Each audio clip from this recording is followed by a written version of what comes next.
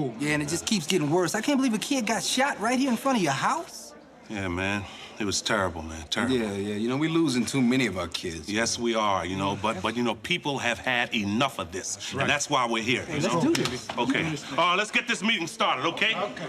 You know, most of us have lived here since we were kids. And now that we have kids ourselves, I mean, we're sick to see our neighborhood just go to hell. I mean, and we can complain that there's this reason for the drug problem and that reason for gangs. But in the end, it's up to the people of this community to take personal responsibility to clean this neighborhood up. I mean, it's time, you know, it's time we took the streets back from the drug dealers and the gangs. ROC, we are all with you on this. But what do you think we should do? I mean, how can we actually have an effect on the situation? I'll tell you what we should do. We should round up all the drug dealers, including that Arms for Drugs gang in Washington, D.C., and sick that Lorena Bobbitt on them.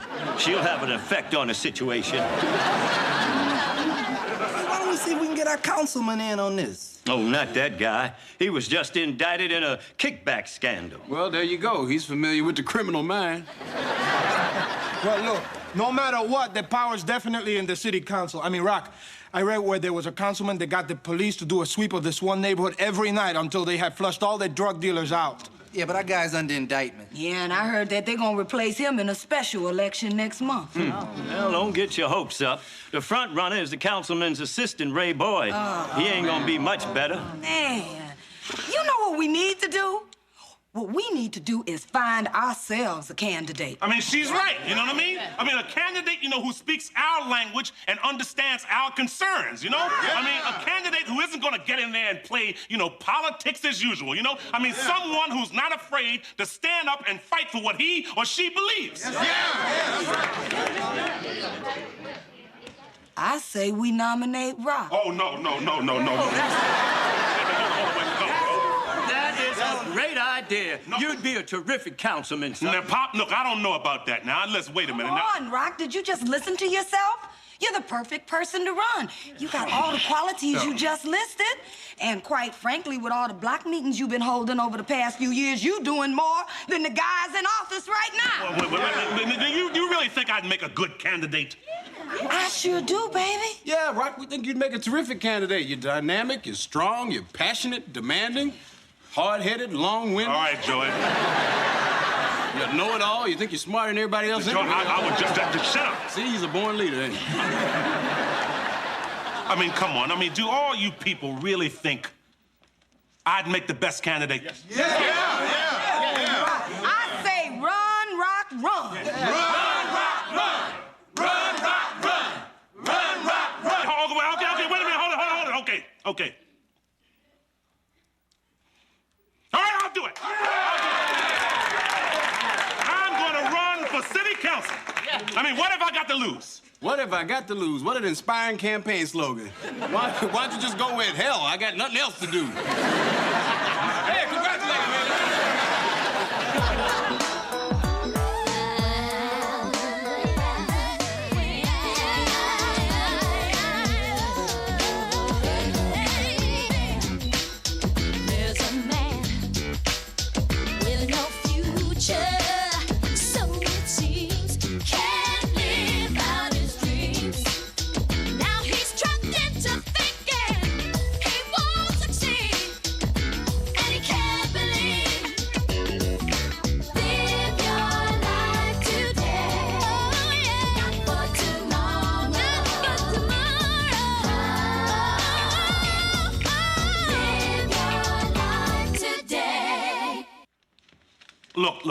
Look, I know I'm a long shot, Mr. Wilkins, you know? But I heard you're the best campaign manager around, so, you know, I could really use your help. You charge that much a week? Oh, I see. Well, how much would you charge if you helped just, you know, say on Wednesday? Uh-huh. All right, well, thanks anyway. Goodbye. Oh, man, these professional campaign managers are so expensive. I mean, this last guy wanted even more than all the rest of them. Well, that's why the only people who can run for office these days are short, big-eared billionaires. ROC, there must be somebody in this town who believes in what you're trying to do and wants to help you get elected, not for the money, but because it's the right thing to do. Now, Eleanor, we need more than a guy with good intentions. We need a wheeler dealer, a hustler, somebody who's willing to break all the rules, somebody who's willing to tick off everybody in town to get what he wants. Well, hail to the chief. Hey, what's for dinner, First Lady, sis? Don't bother. I'll find out myself.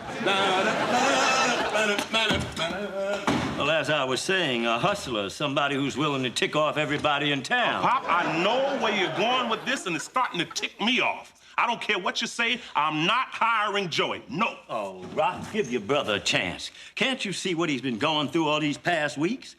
He's turning over a new leaf. Hey, I'm starting to pool on when Carlos' sling is gonna come off his arm. It's $10 to get in. Pop, I'm putting you down for Tuesday the 9th. Rock, I'm putting you down for Friday the 32nd.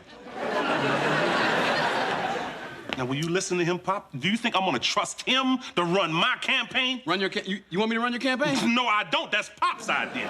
Rock, since you can't afford a professional manager, maybe you should go with an amateur who's at least got an aptitude for the job. Hold it now. I'm not that much of an amateur now. Remember when I lived in New York, I helped a friend of mine run for state assembly, and he got elected. And if you want to go further back in my political biography, I was class president when I was in the 3rd grade. Y'all remember that? You won because you said your opponent had cooties. Well, he did, and the public had a right to know. You know something, Joey? I want to run a dignified campaign that focuses on the issues, not a mudslinging smear campaign. Okay, so in other words, you want to lose.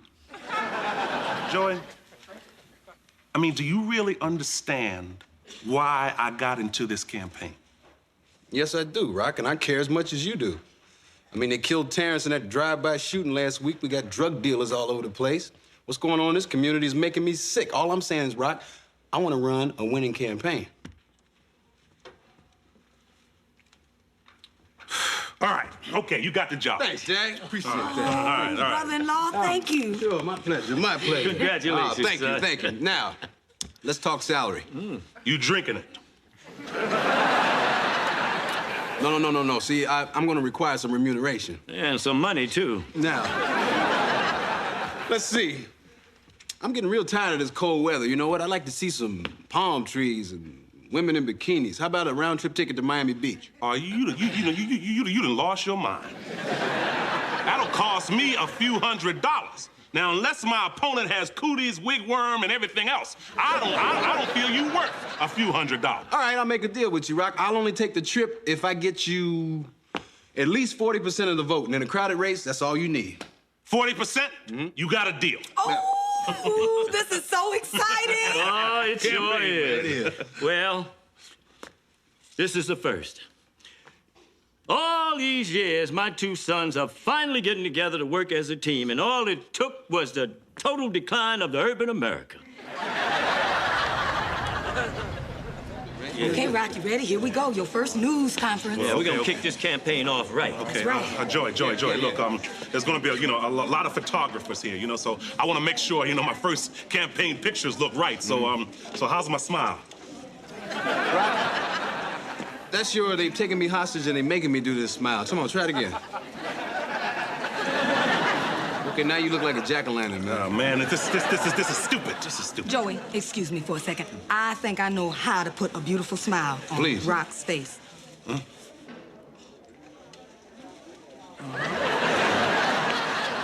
That's it. That's it. Yeah, you think you can remember what she said? I ain't gonna forget that. I got it. All right, look, now that you got your smile down, right? Now we need to work on these political hand gestures, okay? Now, there are 3 basic gestures that every politician needs to know, okay? The first one is the George Bush chop, just like this. When you're talking, make a point like this. And the second one is the Jesse Jackson steeple, right? You're talking just like this, right? And the third one is the Bill Clinton, that flipping burgers thing that he does when he's talking. All right, you execute those right, man, you can inspire millions of people, you can invade Iraq, and you can eat all the free McDonald's you want. Joy, look. Will you just come off the superficial showbiz stuff, right? I want to run a campaign with substance, you know what I mean? And I wish you would start taking that seriously. I do, Rock. I take it as serious as you, but if you want to win this campaign... Come on, now it's no time to fight. It's 1 o'clock. We got to start the news conference. Yeah, but all the other reporters on here, shouldn't we wait till the rest of them get here? Trust me, we're it. Okay, fine. And we're gonna play on the sympathy from the press by having your wife introduce you. What? Yeah, it just hit me. It'll add a sense of family. It'll add a sense of warmth. I mean, after all, you were the one that said he should run for the campaign anyway. Come on, sis. Come on, just say a few words. Just a few words. Just introduce him. I would like to introduce my husband, Rock Emerson, who is announcing his candidacy for the 11th Council District today.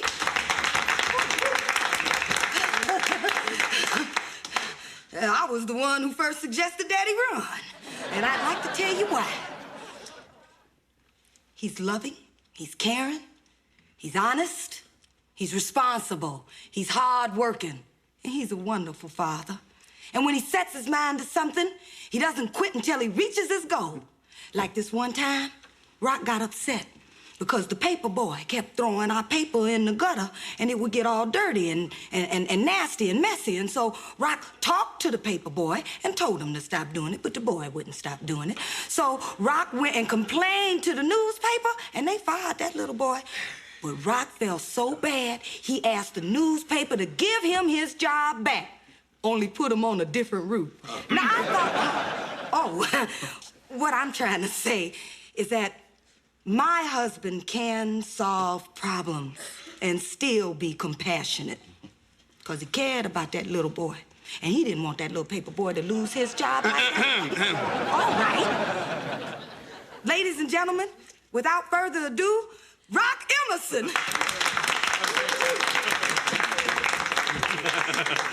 Hillary gets a little carried away.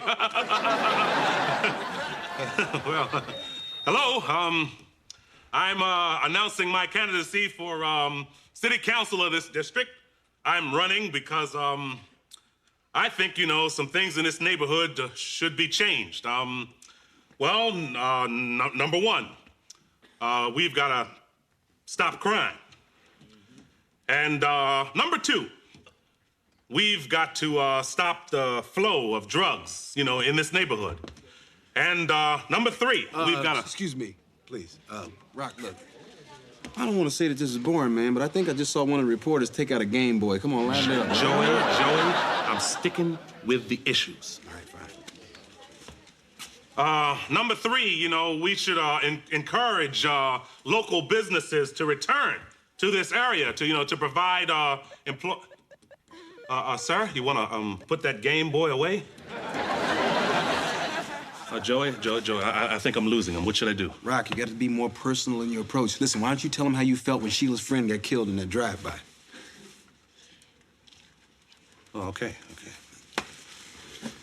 Before I tell you about my platform, I'd like to talk to you about why I'm running.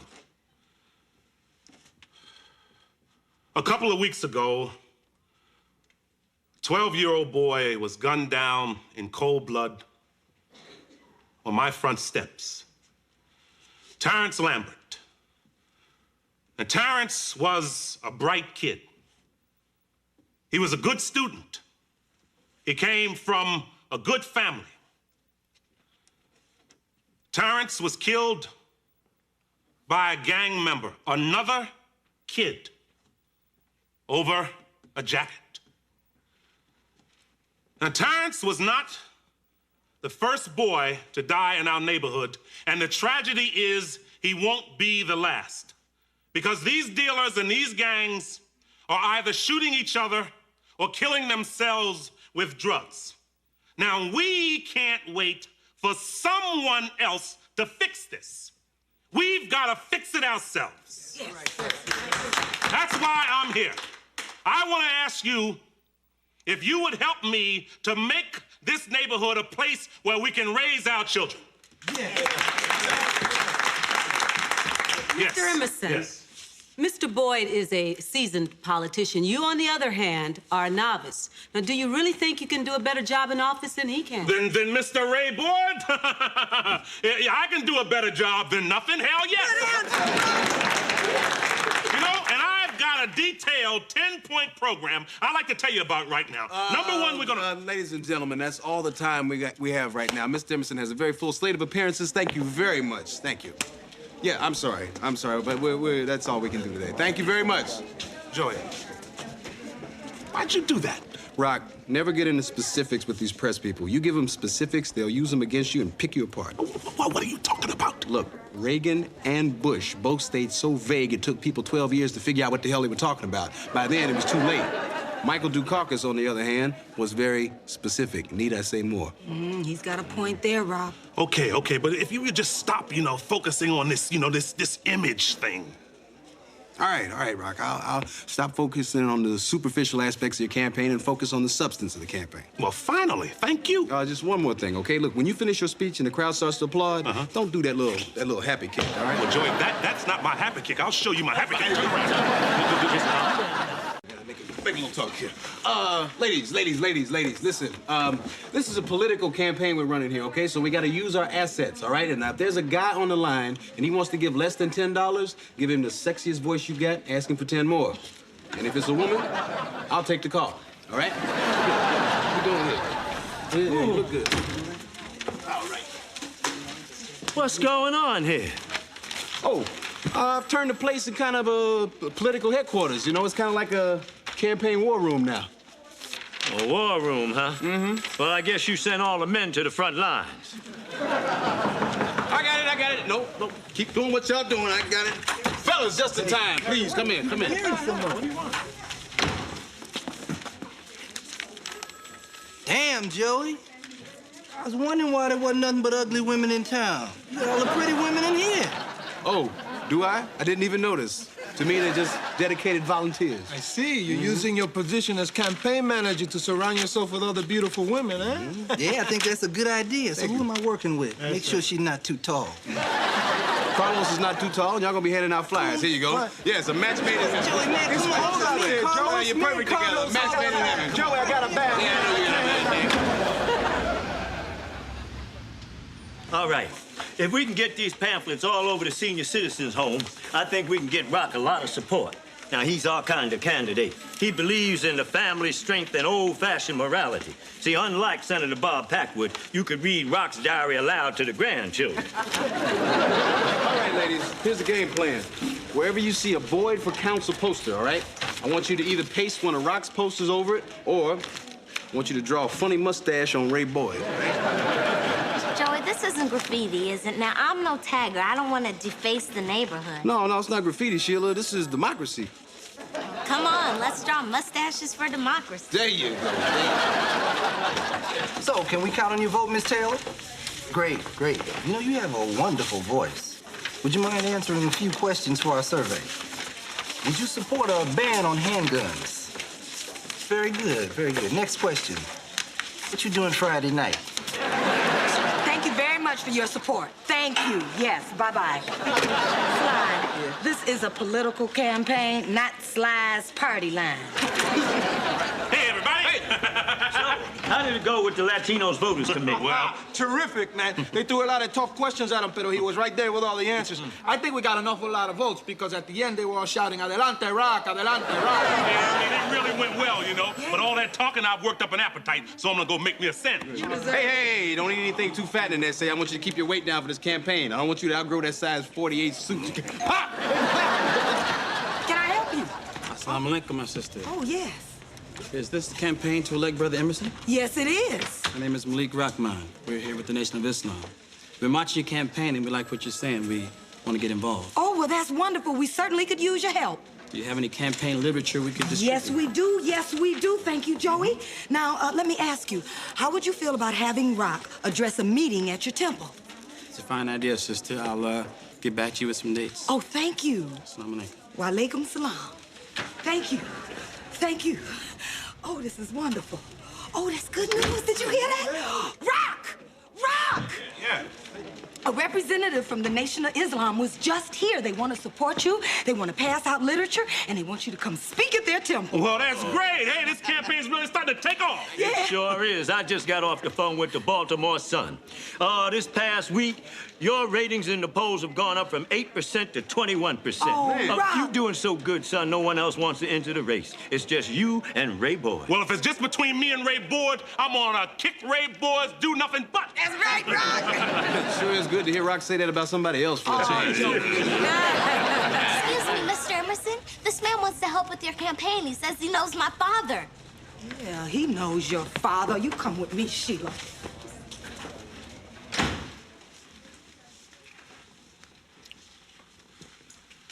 Andre Thompson, what the hell are you doing here?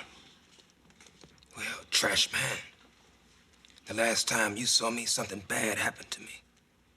I haven't forgotten that. I haven't forgot it either. Look, you're not welcome here. This is your campaign headquarters, right? Then it's open to the public. Well, it's not open to you or your buddies. Yeah. So get out. Well, I'm here to deliver a message. You've been making a lot of noise with this campaign thing, and it's bad for my business. Well, that's the idea, Andre.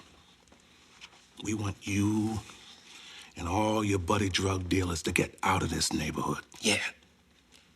Well, as you can see, I'm not going anywhere.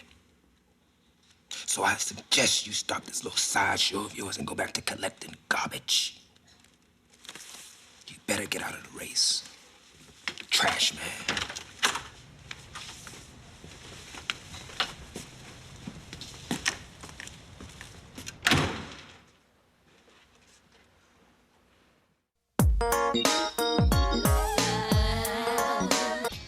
And all your buddy drug dealers to get out of this neighborhood. As you can see, I'm not going anywhere.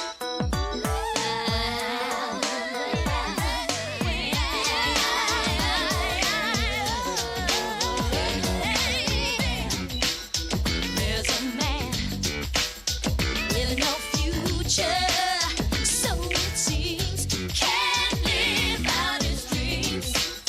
Now he's trapped into thinking he won't succeed, and he can't believe.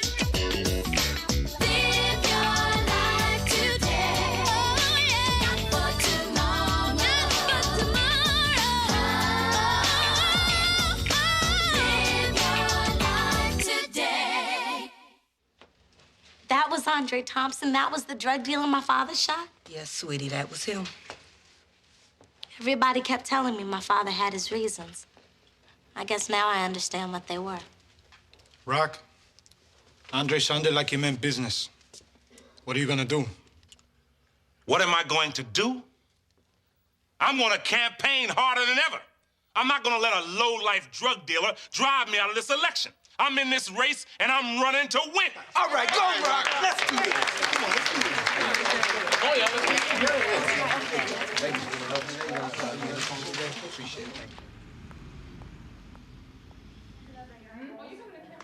Yes, I'm Mr. Emerson's press secretary. Oh, that's right. He's a solid family man with a brand new baby boy. No, he's never had an affair. No, he's never inhaled. And he's also never driven off a bridge with a young woman in his car either. Bye. Eleanor, as campaign treasurer, let me ask you a question. Why are we spending so much money printing up new posters? Why don't we just take them down in neighborhoods where they've already seen them, huh? I mean, move them someplace else. You know, when I hired you, I knew I wasn't really sure if you knew anything about creative cost cutting. I should have hired Crazy George. Okay, Rock. How's this for creative cost cutting? Why don't you just run through every neighborhood with the words "Vote for me" pasted on your forehead? Now, there's a lot of people in here. Or Don't better start no- yet, we could just tie you to the side of a crosstown bus. Why don't we just tow you from the back of an airplane so you can scream to everybody, "Vote for me"? How's that for your creative cost cutting, Rock? Never mind. You're doing a great job, Eleanor. Thank you. Hillary never cracked under pressure like this. Hey, Rock, look at this. This is a list of organizations that endorse you. You should read it and find out what they're Oh, about. this is good, Joy. This will be real useful. But what is this? That's a brochure on Fort Lauderdale. Remember you said if I got you 40% of the vote, you'd get me a round-trip ticket to Florida, where I intend to lie on the beach and drink out of a coconut. Well, that's good, because if you don't get 40%, you're gonna be stuck in Baltimore, lying on your couch, drinking out a jelly jar. Now, look at this. This tenants association wants me to support, tax breaks to build low-income housing. Right. Now, before I endorse something, I want to study it, but I don't have time to study it. Well, then don't, Rock. Just tell them that you're for it. Joey, that's not the intelligent way to approach this. Rock, you want to be intelligent or you want to win? Now, intelligence is what ruined Adelaide Stevenson, Eugene McCarthy, and Jesse Jackson. Come on, Rock, get this intelligence thing out of your head. Hey, Rock. Yeah, What's going on, baby? Hey, how you doing, Hey, Rock? I like what you're doing on the campaign. It's cool. Anything a brother like me can do to help you out, just let me know. Just stay out of my way, Ronnie. Hey, Ronnie. What's that? I got an idea. Why don't you pass out some flyers in your cab, right? And if the people say they're not gonna vote for Rock, turn on a country music station. Drive them all the way to Newark. Country music. Dwight Yoakam? Yeah. Well, who's supposed to do the suffering, them or me? That's a good point. I get it. Mrs. Emerson, I'm William Long, and this is my associate, Leo Green. Yeah, I know who you are. You're the man that beat Joey up when he couldn't pay back his gambling debt. What do you want? We want to help out with your campaign. You want to help? Now listen, I'm not in the same business as Andre Thompson's of the neighborhood. I don't sell drugs, and I have no use for anyone that does. Now, your husband, he's taking these people on. I respect that, and I want to get involved. William, we'd be honored to have you support our campaign. Good. Maybe we start with some flyers, huh? Yeah, we can get them out to the people we work with. Yeah, that's a good idea. There you go. Good. You tell your brother I'm behind him, and then give him hell. I'll do that. Okay.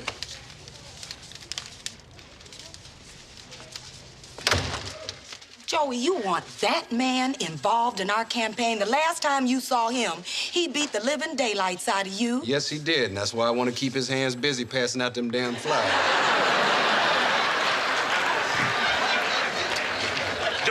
Joey, look, come on. We still haven't decided what I'm gonna do about this tenants association thing. Oh, I got a couple ideas here. Mira, Rock, I can get you an endorsement from the teachers union, but if you want it, you're going to have to come out strongly against school vouchers. Okay, No, Rock. You have to come out in favor of school vouchers. Okay. My nephew goes to private school, and my sister can barely afford it. But if the public schools were in better shape, he would not have to go to a private school. Right, Rock? Yeah, I agree with that, yeah. Where the city's money ought to be going is toward the homeless shelters, right, Rock? Yeah, I agree with that, yeah. No, the city got all the money that they got. They need to spend more of their money on drug rehab, right, Rob? Yeah, I agree with that, yeah. Rock, you can't agree with everything. Yeah, I agree with that, yeah. Excuse me, Rock. I gotta go change the baby. No, let me do it. No, I gotta go change the baby, you know. I certainly can agree on that. There will be no wet babies in my district. No, sir. Man, I tell you, with all the campaigning I've been doing and all the tough questions people have been throwing at me, you know, it's nice to take a day off just to relax. There you go, Rock. No, son. What? I didn't order this. He did. Drinks on me. Trash can.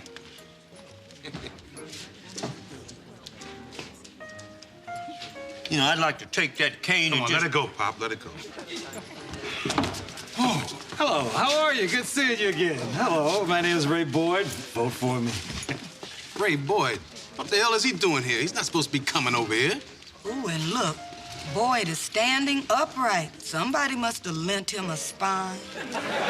And so I say, a community that cannot serve itself is bound to lose control of itself. We have to give this community back to itself. What the hell is that supposed to mean? I think he's trying to give you back to yourself. Where have I been? I don't know. Ask him. Mr. Emerson, I've asked the press to be here today because I'm challenging you to a debate.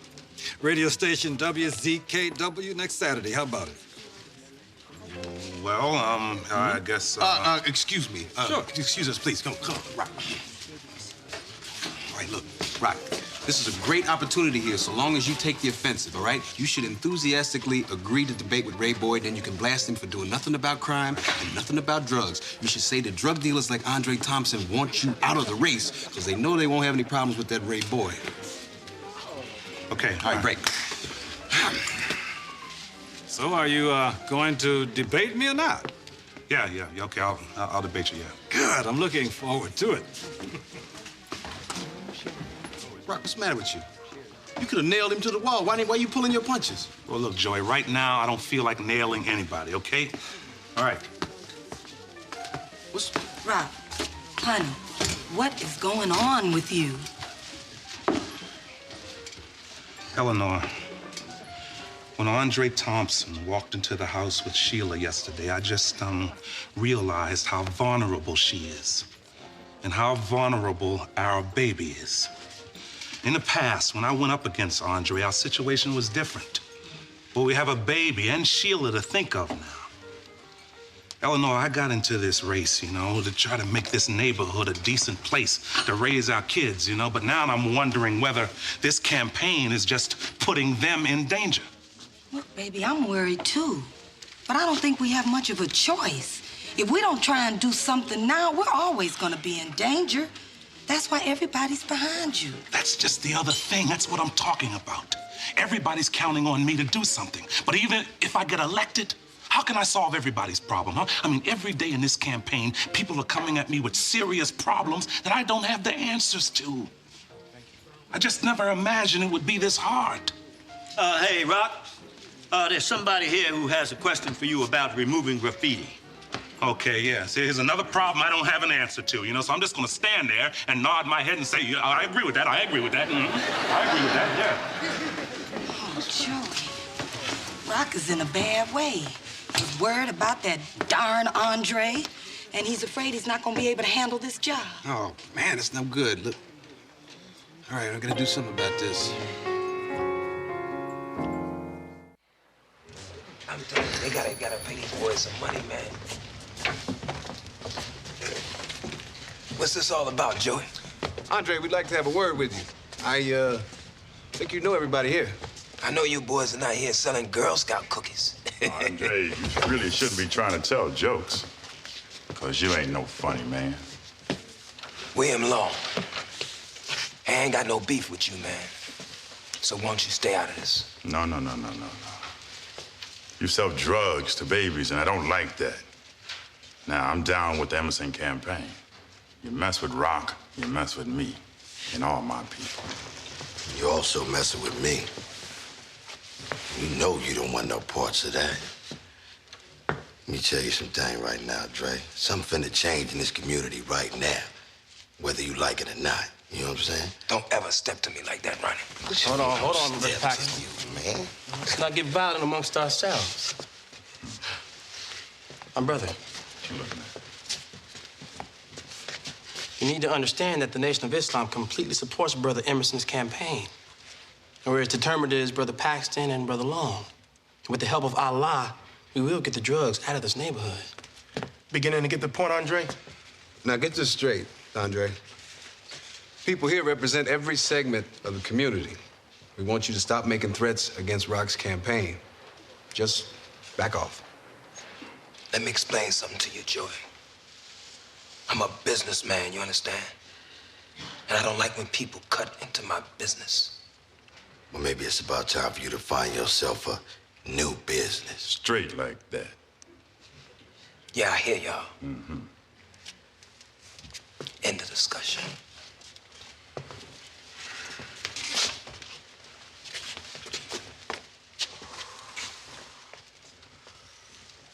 There ain't no way in the world I'm finna just let this phone cut off out of here. All right, Long.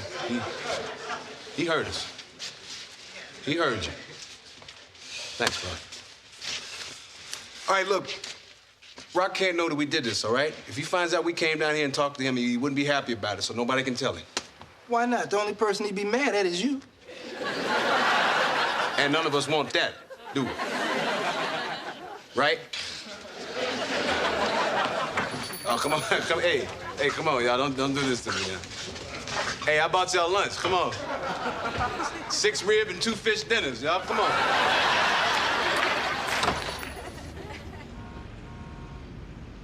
Let me ask you two a question. Rock Emerson is a garbage man. He has no political experience. Now, even if he is elected, do you think that he'd be able to handle the job? Well, let me remind you of a little American history. Jimmy Carter was a peanut farmer. Adam Clayton Powell was a preacher. Harry Truman was... Excuse me, Daddy, I want to say something here. Now, this city is in bad shape because of all the politicians with experience. Yes, it's true. My husband has no experience, with corruption. He has no experience mismanaging a budget. And he has no experience owing people favors. So I guess he'll just walk in with no experience and do a great job serving the people of this city. Harry Truman was a haberdasher. Tom Bradley was a cop. Thank you. Well, I guess I told her. Don't start nothing, there won't be none. Let's get ready to rumble. Hey. All right, we ready for round one. Things are looking good, too. We just gained another 5 points in the polls. Oh, that's right. And the best part is, Andre Thompson isn't coming around anymore. Oh, really? Yeah. I told Joey to ask around. Tell him what you found out about Andre. The word on the street is that Andre found out how strong the campaign was, and he just, wouldn't fight it. You hear that? That's wonderful, baby. Excuse me, let me go coach my candidate. Hey, Joey, look, I'm hip to all the issues now, right? I've studied everything. Zoning laws, animal shelters, street lights, but I just know I'm gonna get a question on one of the things I didn't study. What do I do then? That's very simple, Rock. You say, I'm very glad you asked that question. I've appointed a special blue ribbon commission to investigate and blow the lid off of this. Unfortunately, we can't give you the answers of our findings yet because there's some sacred cows involved and special interests will scream bloody murder. But when the time comes, you watch out. Joey, where do you get this incredible talent for making things up? I don't know, it just kind of comes naturally. You know, sometimes I sit at home, I just make up phony answers to questions nobody's even asked. Hello, everybody. I'm sorry I'm late. It's okay, Mr. Boyd. You're just in time, sir. You're just in time. All right, good. Here you are. All right. We're just about to go on the air, please, sir. Have a seat there, Mr. Emerson. Good. Good evening. WZKW presents an informal debate between city council candidates Ray Boyd and ROC Emerson. The format for tonight's debate is the candidates will question each other. Mr. Boyd, sir, you have got the mic. Mr. Emerson, as I understand, you have used your position as garbage man to completely furnish your home with items you have pilfered from the trash of the fine citizens of Baltimore City. This is in direct violation of the Baltimore Civic Code. Explain that, Mr. Emerson. Joey? Yeah. Go warm up the car.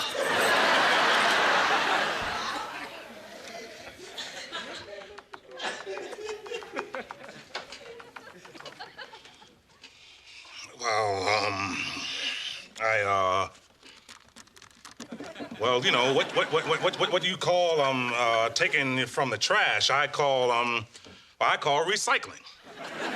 As a garbage man, you know, I know that our landfills are filling up, and we have to do something about this garbage crisis. So, you know, if I have to sacrifice my standard of living to save our planet, then I say bring on the garbage.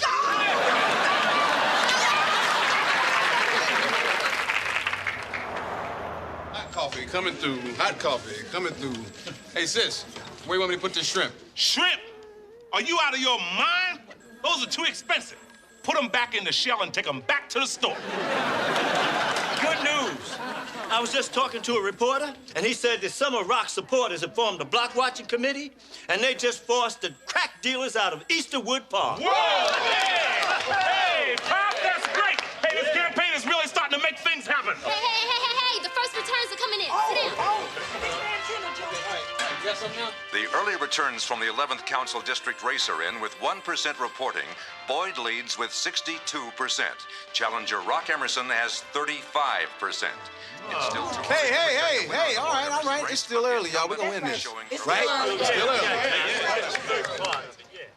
And with 50% of the precincts reporting, we can now project a winner in the 11th Council District. It's Raymond Boyd with 58% of the vote to ROC Emerson's 39.5% of the vote. Damn. Oh, Rock, I'm sorry, baby. Now in the world, they gonna let a man like that get elected. I'll tell you how, because you spent 10 times the money we did on TV ads. Rock, you know, with that bum in office, nothing's going to change. This stinks, man. It's gonna be the same old mess. Hey, wait a minute. You're taking this all wrong. We didn't lose this campaign, we won. I mean, it's a victory that Easterwood Park is safe for the kids again. Look. Look, we've built an organization that can turn this neighborhood around. And it doesn't end here. I mean, I don't have to be a councilman, right? For us to demand safer neighborhoods, better schools, and parks where our children can play. This is our government. We should stay in their faces until they listen. Yeah, boy, just like we got up in Andre's face when we went over there last week. I think I'm gonna get me some shrimp.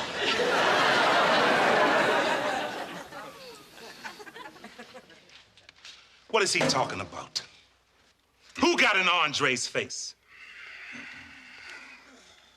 Rock, I didn't want to have to tell you this, but I saw the way this Andre thing was eating at you, man. So I had to do something about it. So I got William Long, I got Ronnie Paxton, Brother Malik, Carlos, and some of the other brothers together, and we went down and paid Andre a little visit and basically told him to lay off your campaign.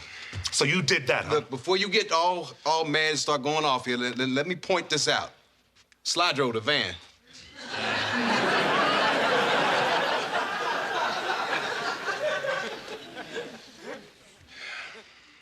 Joey, I've only got one thing to say to you. Thanks. Thanks? Yeah. I always was talking about how you weren't taking this campaign seriously enough. But I guess you were. And you came through for me when I needed it most.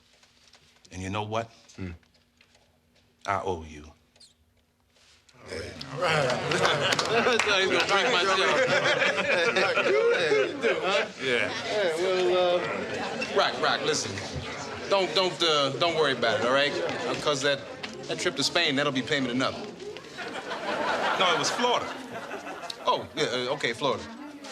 But, you know, you only go if you got me 40% of the vote, which you didn't. But I got you 39.5% of the vote, which is the same thing. No, it's not. 39.5% of the vote isn't 40. Hey, everybody knows, Rock, when it's 0.5 or higher, you always round up. Not always. Take this time, for instance.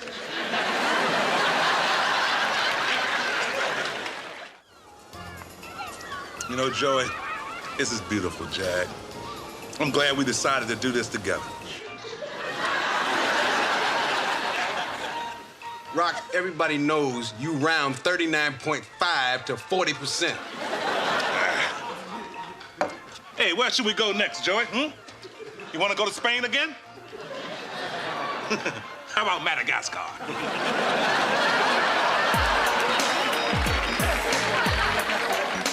Hey, Pop. Daddy? Well, what's wrong? I just came from the DMV. They wouldn't renew my driver's license because I failed the eye test. They say I need glasses. Oh, Daddy, I'm sorry. Now, all my life, I've had perfect vision. They're trying to make me feel like an old man. That snot-nosed kid that took my license away wasn't even alive when I told Thurgood Marshall I thought Brown had a good case against the Board of Education. Well, Daddy, don't let it get you down. We'll get you some glasses and everything is gonna be fine. Yeah, I guess that's the thing to do. Yeah, Pop, it is. You know what I mean? Just relax and, get this off your mind. Yeah. Oh, that's a good idea. I think I'll go upstairs and take a nice, long, hot shower. Hey, Pop. Pop, I read somewhere where long, hot showers can impair your vision.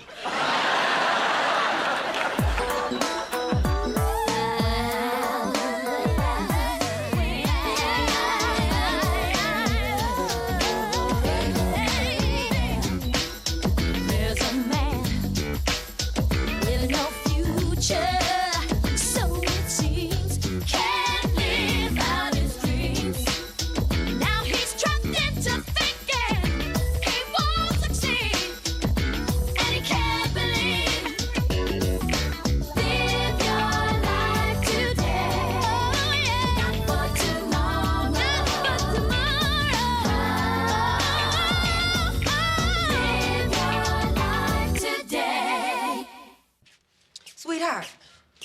Look, we need to talk. Not now, Eleanor. I'm going to watch the football game. Oh, Rock, it'll be halftime before the TV warms up enough to even see a picture. Now, this is important. We need to decide on a guardian for the baby in case something happens to you or me. Oh, yeah, we should talk about that. Right. That's important. Yeah. I don't believe this. Well, Daddy, what's wrong with you now? I went to get my glasses, and the doctor said my vision problems were caused by high blood pressure. And then he said, you should get a physical, old-timer.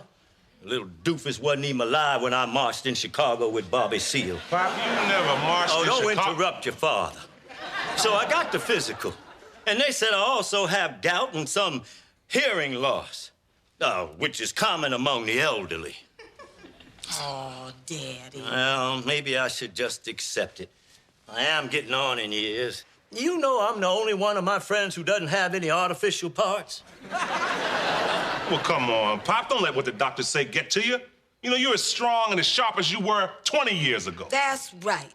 You the youngest, most spirited person I know. You're still a great Mac Daddy, Pop. No, you really think so? Absolutely. Well, I'm glad I got my family around me to keep my spirits up. Good. Well, anyhow, don't let me interrupt you. It sounded like you were talking about something pretty important. Yeah, we were. We're trying to decide on a guardian for the baby just in case something happens to Rock or me. No, that's easy. I'm the boy's grandfather. I should be his guardian.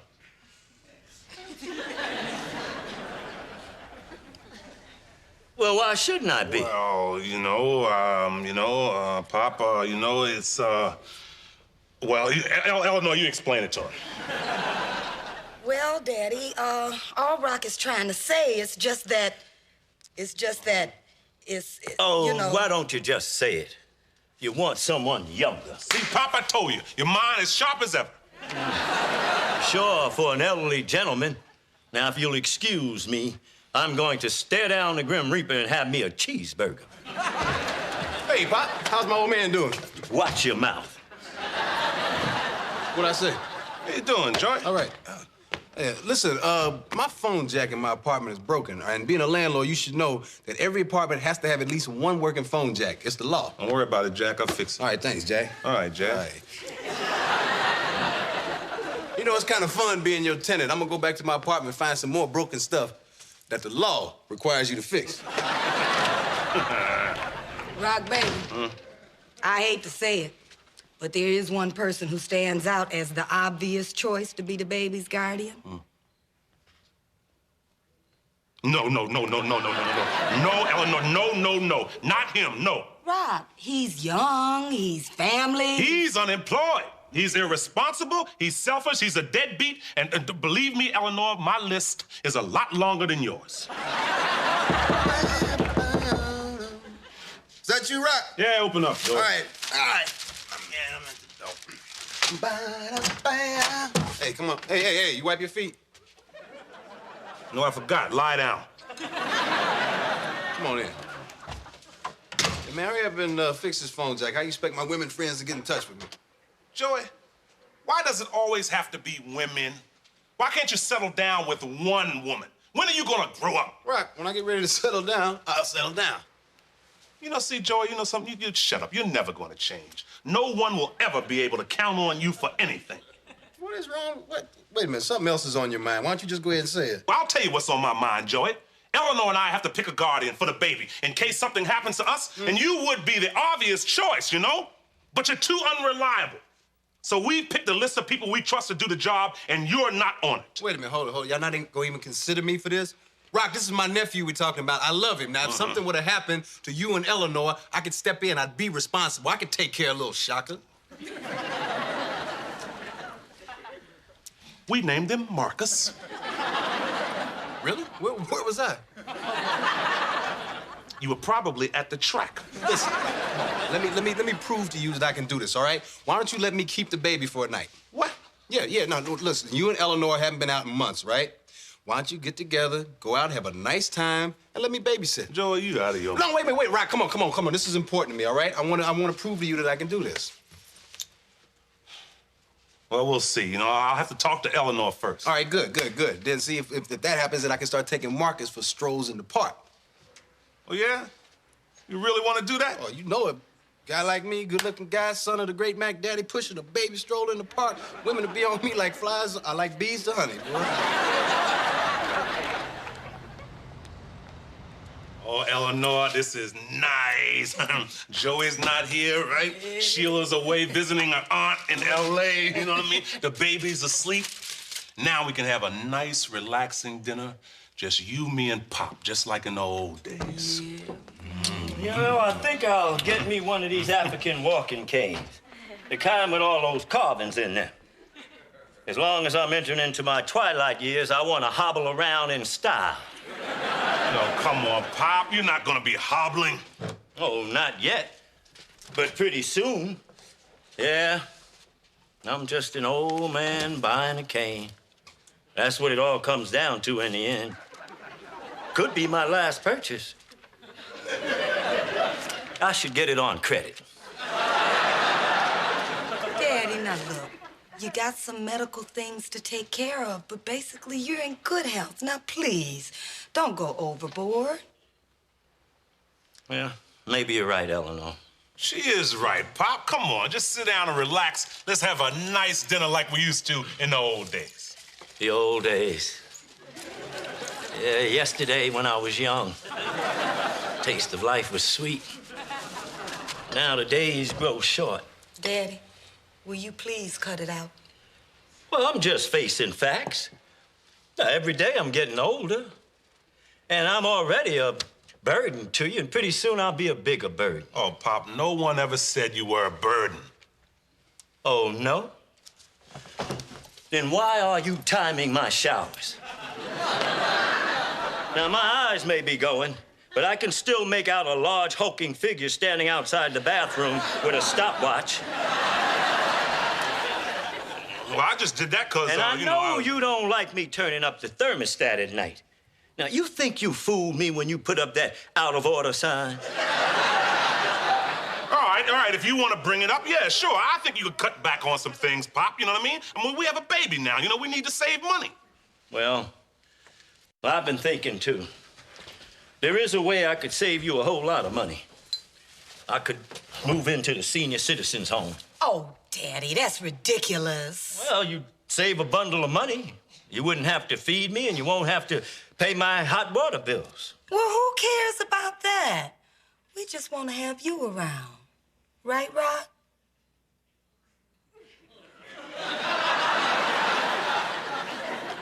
Right, Rock? What'd you say? Oh, admit it. Isn't there a part of you that would just love to save all that money? I'm moving to the senior citizens. No, Pop, don't go. I don't want you to go. You know, it's just that when you start talking about money, I get confused. Well, I'll clear things up for you. I'm out of here. Daddy, no. Pop, you know something, Pop? I don't really believe you're going to do it. Oh, I'm calling the senior citizens home now.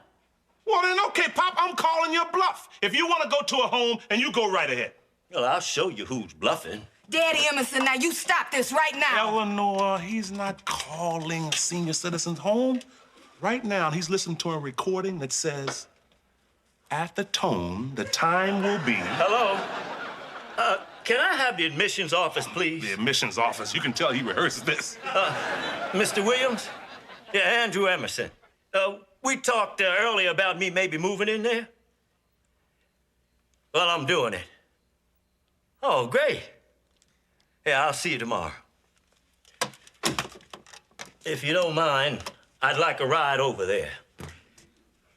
I'll pay for the gas.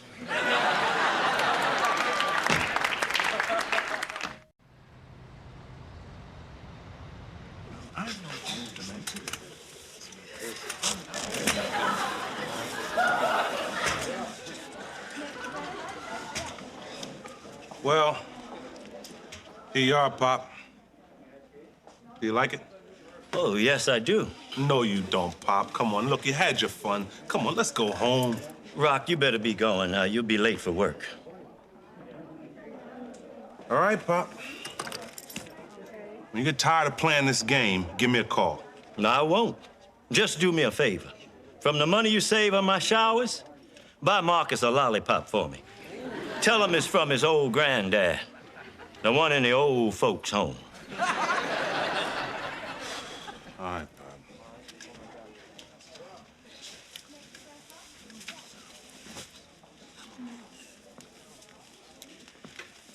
Hi, I'm Andrew. I just came in. The last person who talked during Murder, She Wrote almost lost an eye. Excuse me. Say what? But don't loud talk to me. I said Reggie Jackson was the greatest ball player who ever lived. Okay, yeah, Reggie was something. But Yes. the greatest ball player I think that ever lived was to say, hey, kid, Willie Mays. No, you're both wrong. The greatest ball player ever was Mr. Hank the Hammer Aaron. They even named the candy bar after him, the O. Henry bar. I've never heard of a O. Willie bar. Watch your mouth now. Don't be talking about Willie Mays, you You understand? two are just a bunch of loudmouth, opinionated hardheads. I think I'm gonna like it here. Well, it takes one to know one. Okay. Sit down, will you, please? I'm on it. Andrew. That's my friend Matthew. Matthew. Hey. Now, look there. What's your claim to fame? I kissed Lena Horne. Oh, I kissed Lena Horne. No, I kissed Lena Horne. Whoa. Yeah, but she kissed me back. Look out. Oh! Wait a minute. Let's play some tape. You got some? Goodbye, baby, in the treetop. When the wind blows, the cradle will rock. When the bough breaks, the cradle will fall. And down will come, baby, cradle. Baby's falling out of trees. That's a sick song, boy. We gotta find something else for you to listen to, Holmes. How about a story? Okay, check this one out. All right. Little Red Riding Hood is walking through the woods, right? And the wolf... No, you don't need to hear that either. Humpty Dumpty sat on the wall. Man, they say TV is violent. Oh, that's the door. I gotta get the door. You wanna get the door? No, Uncle Joey, I can't walk. Okay. Here. I'll be right back. Right back. Hey, Jill, baby, what you doing here?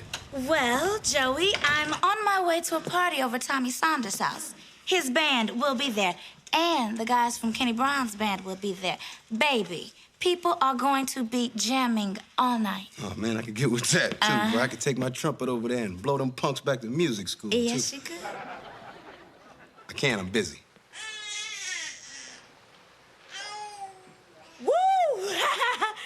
Yes, you did get busy. No, that's not mine, baby. That's my nephew. I'm watching him for my brother and sister-in-law. Well, what's the problem? Bring him along. He'll be all right. Won't you, cutie? You know what? That's a good idea. That's a great idea. Wait a minute, baby. I'll be right back. I'll get my coat, I'll get my trumpet, pick up some diapers. No, I can't take that baby out of the house. It wouldn't be responsible. Well, does your brother and sister-in-law really have to know? I mean, we're only going down the block, and you could be back home before they even get here. Yeah, but I would know. I'm sorry, baby. I gotta pass. All right. But you are gonna miss one great party, and I'm gonna miss you.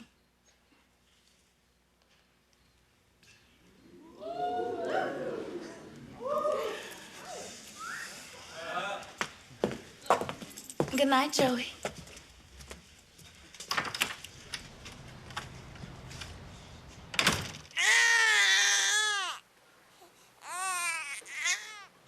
You took the words right out of my mouth.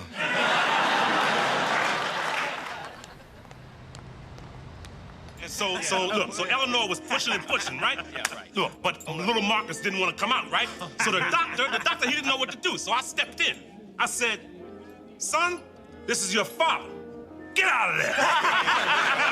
Don't make me come in and get you. He said, okay, Pop.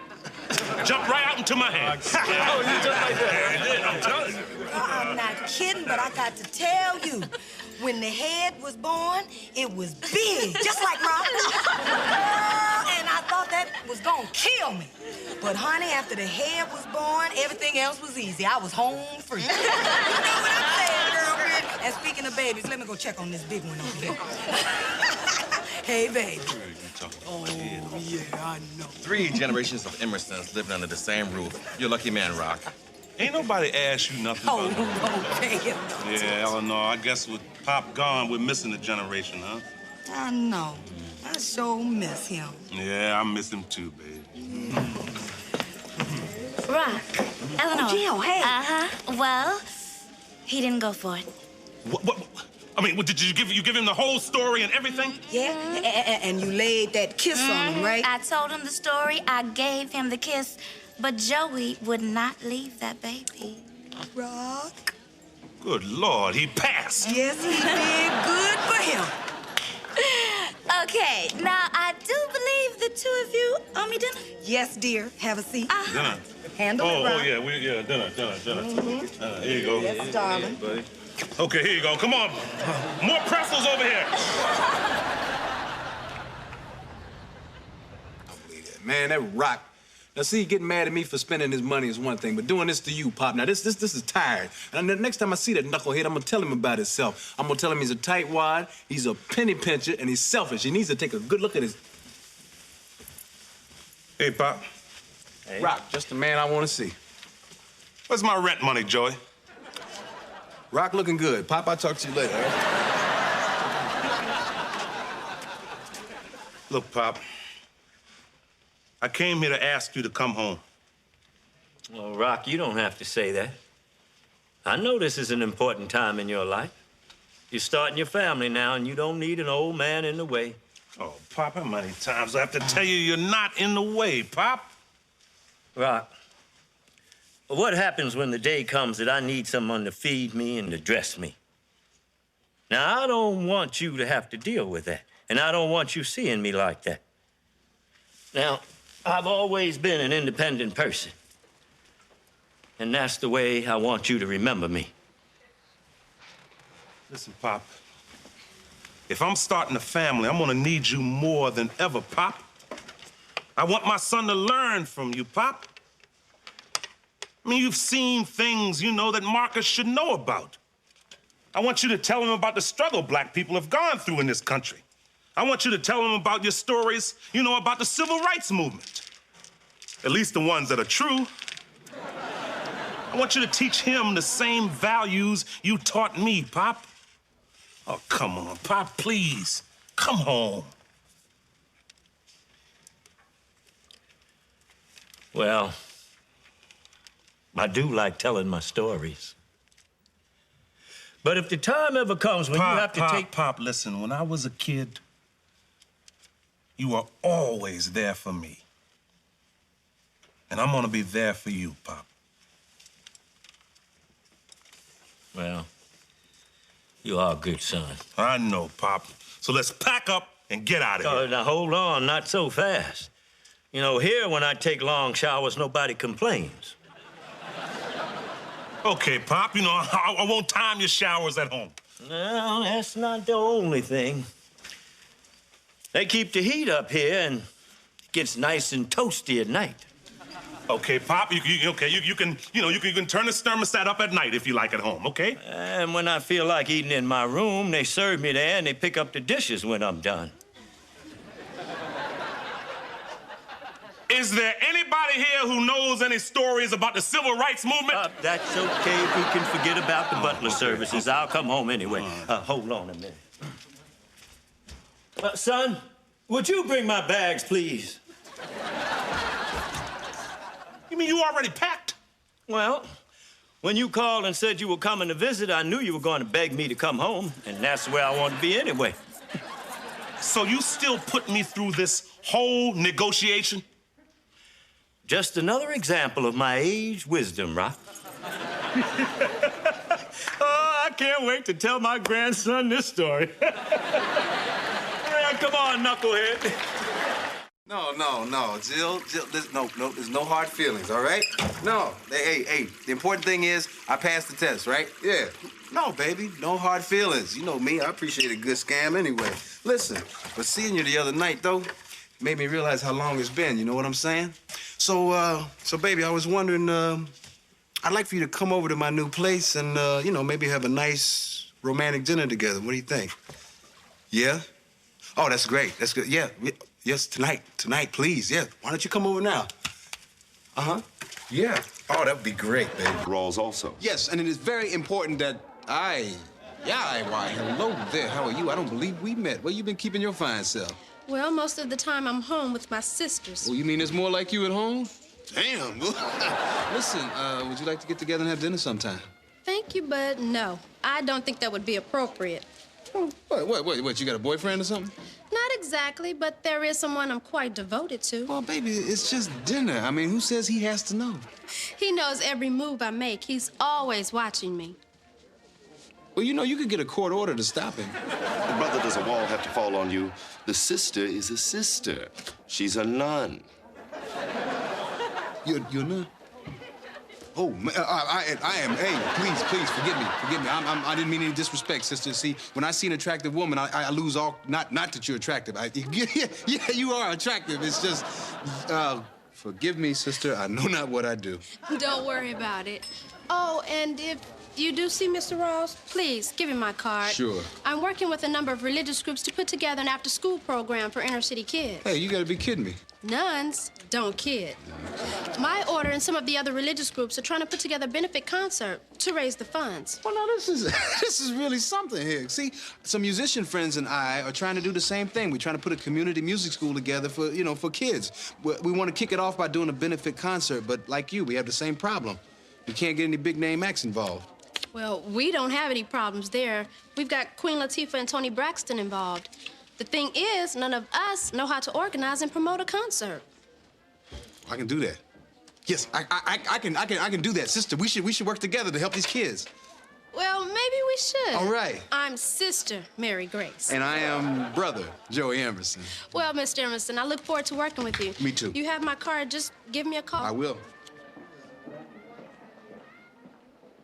Hey, I'm sorry. She was out of uniforms.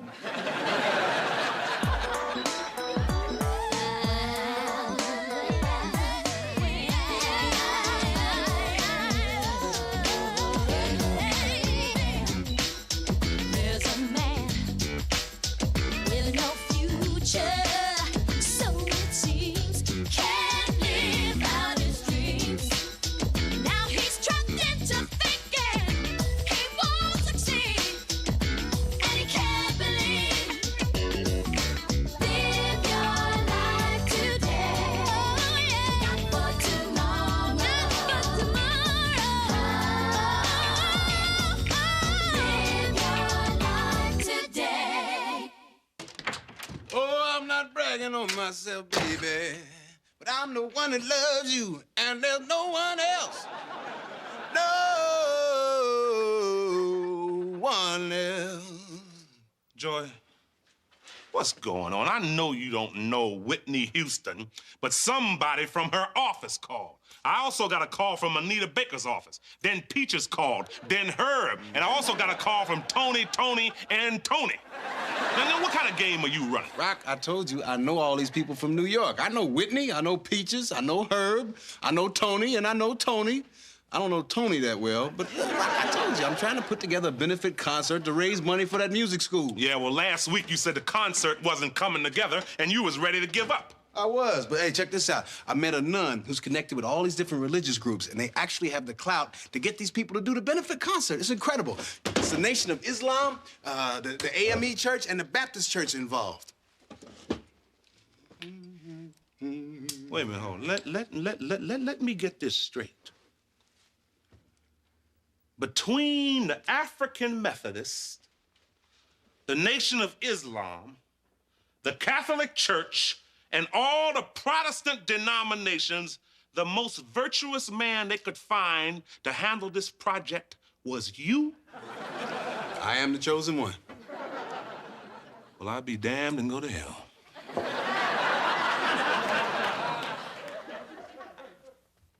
Eleanor, grab the baby. The world is coming to an end.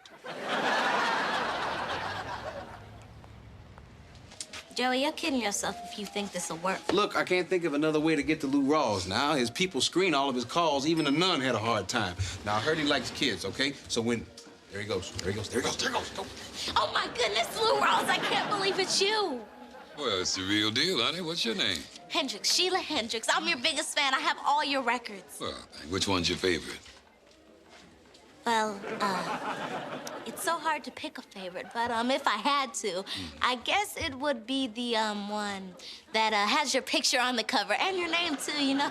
Oh, that's the one I got the Grammy Award for, maybe because it had lyrics. Huh? Sheila, what I tell you about bothering people, sir? I apologize for my daughter's behavior. Come on. Dad, do you know who this is? It's Lou Rawls. That ain't no Lou. Oh, my stars. It sure is Lou Rawls. Hey, what a thrill this is. Hey, I'm Joey Emmer Hendrix. Pleasure to meet Yes, you. yes, I raised my kids to your music. Really? How many kids you got, man? 2. One of them's real small. Oh. Yeah, listen, I'm sorry I didn't recognize you. I've been working so hard on the Music School Foundation ball that I can barely see straight. Oh. Yeah, we're trying to put together a music school to help inner city kids. Music school for inner city kids? Yes, sir. We're trying to keep kids off the street. Hey, that sounds like a plan. Listen, here's my card. Give me a call, and I'll be there. Oh, God bless you, Mr. Rawls. Thank you, thank you. I thank you, and all the little children thank you, too. That's great. Come on, honey, let's go. Hey, Joey? Yeah. Listen, the kids are better acting. Get it together, brother.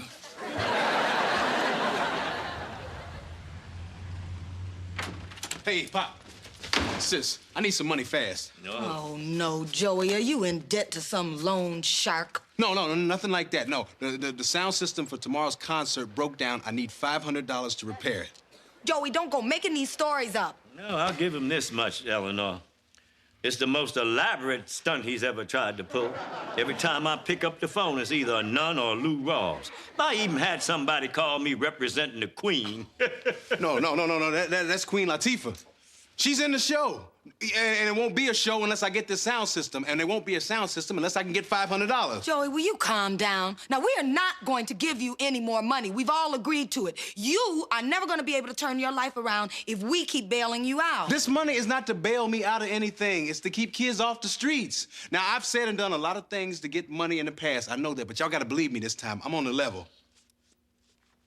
Come on, I'm trying to turn my life around now, and I realize that the best way to do that is to help somebody else. Uh-huh. Look, I've been working on this for months, okay? I got the Crystal Club, I got the talent, and I got tickets that are selling like crazy, okay? And then there's no way that I'm gonna get stopped because of some damn sound system.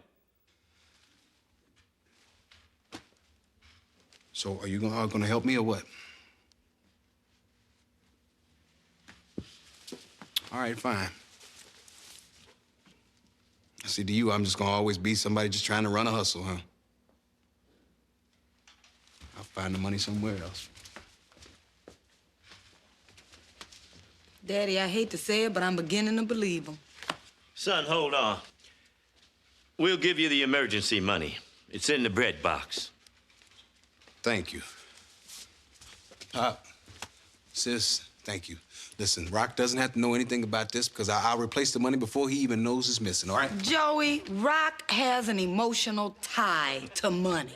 As soon as he walks in that door, he's gonna know something is missing. Yeah, he probably senses right now that it's in danger. Oh, hey, Pop, hey, Eleanor.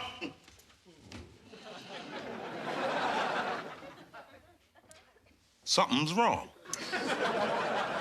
Rock, see, Joey, he said he needed some money for the sound system, for the benefit, so we gave him $500. You what? Rock, you should have heard him. You should have seen him. I swear he was telling the truth. No, Rock, he's put a lot of work into this. He's got the AME, the Baptists, and the Nation of Islam involved. Yeah, I know, and the Buddhists, and the Quakers, and the atheists. He's got every religion known in the universe involved. Now, where did you say he was going? I guess he was going down to the Crystal Club. He said that's where the benefit is going to be. Don't you understand there's not going to be any benefit? This is just another one of Joey's scams, you know? Look, as soon as he loses my $500, he's going to say the Hindus came in and pulled the plug on the whole thing.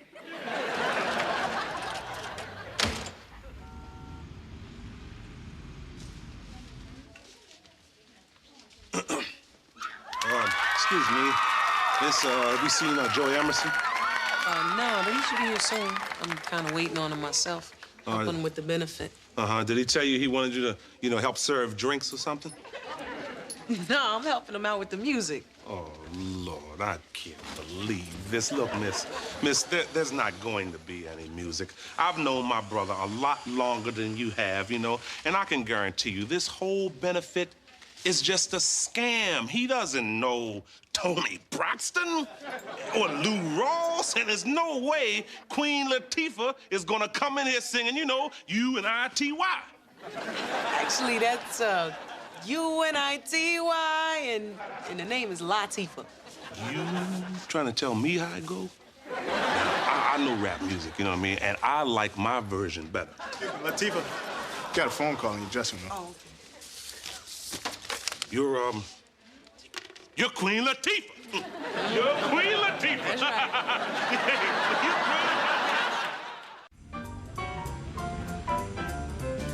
Hey. Hey, Joey, look. I think we owe you an apology, you know? I mean, you're turning things around, and we have to respect that. No, we're gonna have to take you at your word, Joey. That's right, son. Well, you know, I understand the reason why you reacted the way you did. I mean, in the past, I haven't given you much reason to trust me, right? No, you sure haven't. Hey, No. but to show you that there's no hard feelings, I'm gonna let each of you introduce one of tonight's acts. No, hold on, wait a minute, Joey. We're not prepared to do that. No, not at all. Joey, I wouldn't know what to say. Well, maybe I'm putting y'all on the spot just to get revenge on you for not believing me. I'm gonna have to do some soul searching on that while y'all on stage with nothing to say with hundreds of people staring at you. Good luck. Come on, Joey, Ladies and gentlemen, good evening and welcome to the Music School Foundation Ball. We got a terrific show planned for you tonight, so get ready. Are you ready? Oh, yeah! Are you ready? All right. First off, ladies and gentlemen, here to introduce our first act is one of his biggest fans. Ladies and gentlemen, please say hello to my sister-in-law, Miss Eleanor Emerson.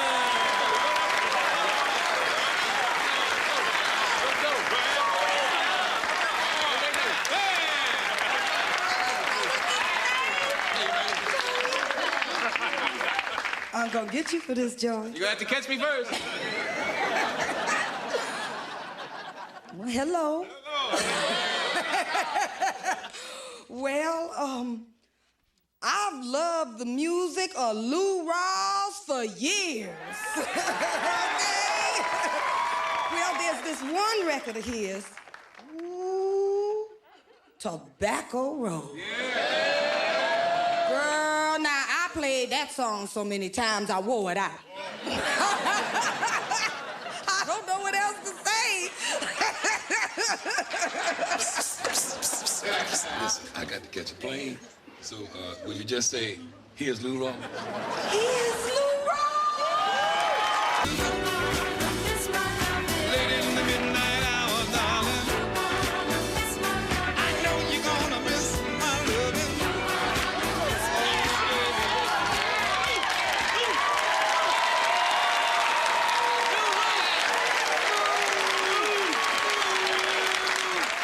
It is my pleasure to introduce to you this evening a young lady who's been nominated for 2 Grammy Awards. All right. The lovely, the vivacious Miss Toni Braxton. Thank you. You know, I bet if I look up Mac Daddy in the dictionary, your picture's right next to it. And the definition would read, good-looking, suave, distinguished, charming, and witty. Yeah, I'm all that. And a pension check, too. Come on, y'all. Let's give it up for Miss Toni Braxton. Ladies and gentlemen, a true royalty of rap, always a positive force on the hip-hop scene. Let's give it up for Queen Latifah! Everybody just snap your fingers to the beat. Come on and just snap your fingers to the beat. All the people on my right, snap it up, and all the people on my left, check it out. Yo, just another day living in the hood. Just another day around the way. Feeling good today. Feeling lovely, eh? Come on. Just another day living in the hood. Just another day around the way. Feeling good today. I hear the, but I'm here to stay. Well, it's a beautiful beautiful day in the neighborhood, a beautiful day in the neighborhood. Can't go wrong, I feel strong and the flavor's good. I'm with whatever comes my way. Hip hop, hooray, Latifah's on vacation. I'm just plain old zany today. Step out in every direction. Jimmy hats in case I need protection. So I land crews, pump sounds, play out wannabes. A kid in the M3's getting jacked right in front of me. So I play this close, my fingers on the trigger. Don't wanna get wet, so they steps, cause mine's are slightly bigger. But better yet, I'm a threat, so you better walk or get sketched. I stay true blue, I'm hoping it's you too. I got the fever for the flavor of a woo-woo.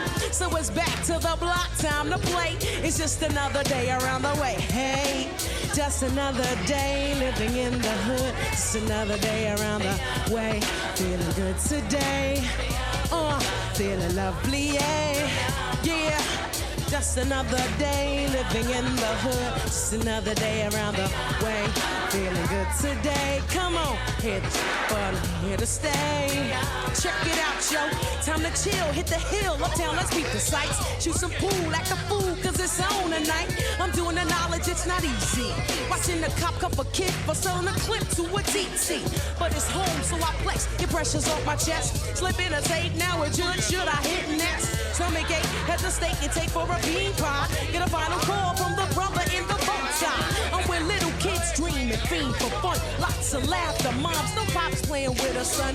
I pass by a girl's wait, they say she died at 7. Hit by straight, but I pray that there's a hood in heaven. Fake brothers claim there's no shame in their game. You know my name, should be a real nigga with a brain. So it's back to the block, time to play. It's just another day around the way. Hey, clap your hands, you can just snap the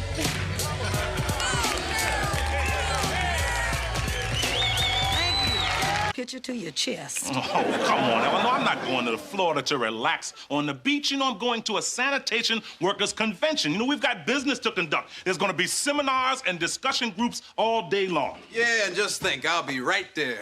I got goosebumps. Oh, sweetheart, why couldn't you be coming with me instead of this knucklehead? No, Rock, nah. Look, you know I'm not ready to lead a baby. And besides, you owe Joey a trip for working on your election campaign. Hey, Pop, you sure you can't come? Well, don't take it personal, son. But to fly over 1,000 miles to be in a hotel full of trash collectors is too close to my idea of hell. Yeah, and besides, you'll miss out on all the nothing you do around here all day. Oh, well, guess you gotta get going. All right, sweetie. Bye, sis. Kiss your daddy bye. Bye-bye, Marcus. Man, this is gonna be great. Joey Emerson in the supermodel capital of the world. My only competition is a bunch of garbage men. It's like playing poker with a marked deck. I don't know where you're gonna be playing all this poker at, you know what I mean? Because you're sharing a room with me.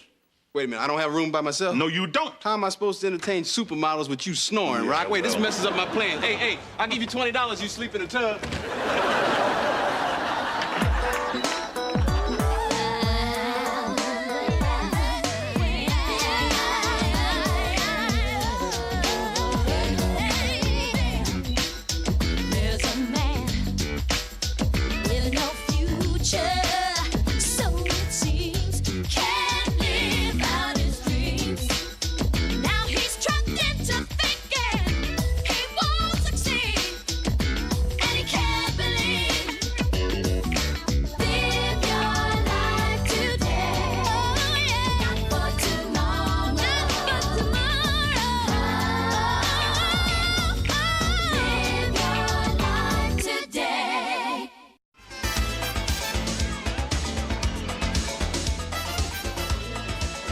The seminar was called New Technologies in Trash Collecting. I mean, it was amazing. They're actually working on robot trucks. You just holler a command into the dashboard, and it does it. Stop it, Rock. You're blowing my mind. And the best part is it doesn't give me any back talk like you, Fred. Rock. Yeah. You are not gonna believe this. What? But there are beauticians here. They're having a convention right here in the hotel. So what are you so excited about, Ernie? You're married. I know, and I love my wife. Man, but did you see what they did to my nails? Yeah, they cut them claws. I see. Hey, Rock, this is Tracy. Now, Tracy's from the Tangles Hair Boutique. Yeah, the word is she does the best cellophane rap in Seattle. Oh, Joey, stop embarrassing me. Rock, this is too easy. You're jumping in the boat. Why don't you let me have that room key? Joey, look. I own the harbor, right? So you have to dock your ship someplace else.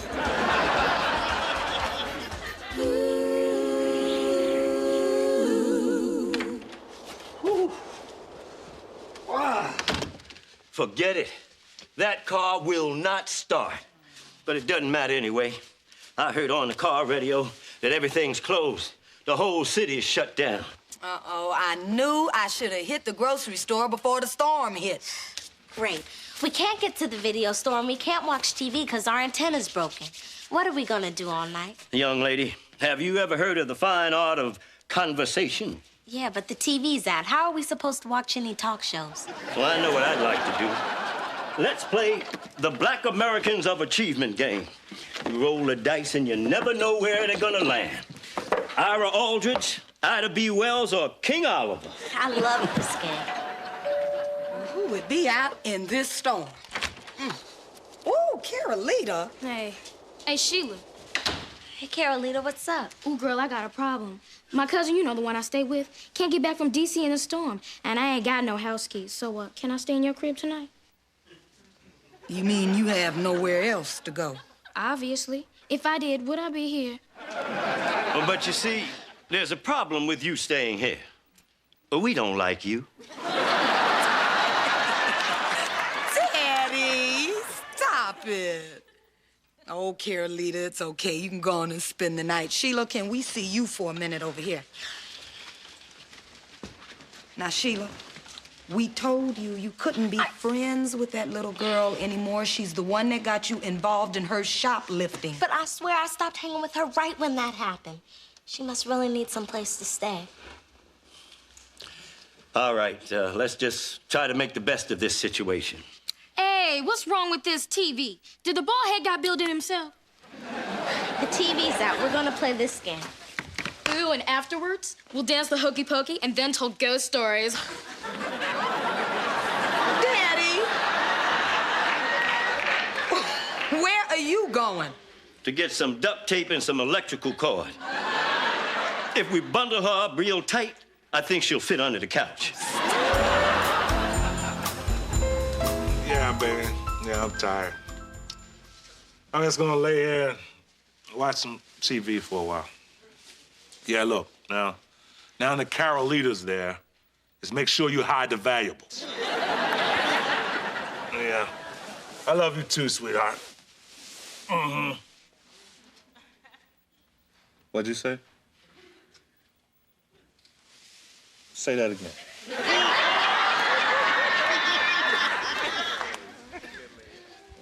All right. You keep talking like that, I'm gonna dive right through this phone. Yeah, okay, I love you too, baby. Bye-bye. Bye-bye. Hey, y'all know what I'm saying, though, right? Hey, Rock, I want you to meet some friends of mine. You met Tracy, right? This is Pam, and this is Monica. Hey, nice to meet you, nice to meet you. Yeah, they were all roommates together in beauty school. So what do you think would work best, girls? Minoxidil, Rogaine, AstroTurf? I wouldn't do anything to it. Well, thank you. Let me talk to you a minute, Joy. What is going on here? What's going on is I think Pam has a thing for bald men. I'm not talking about that. Why are you bringing these women up to our room? Because we're about to have a party, Rock. As a matter of fact, some of your garbage men colleagues about to join us. Did you ever stop to think that maybe I'm not in the mood for a party? I'm sorry, girls, but you're gonna have... Right out there having this party, Rock.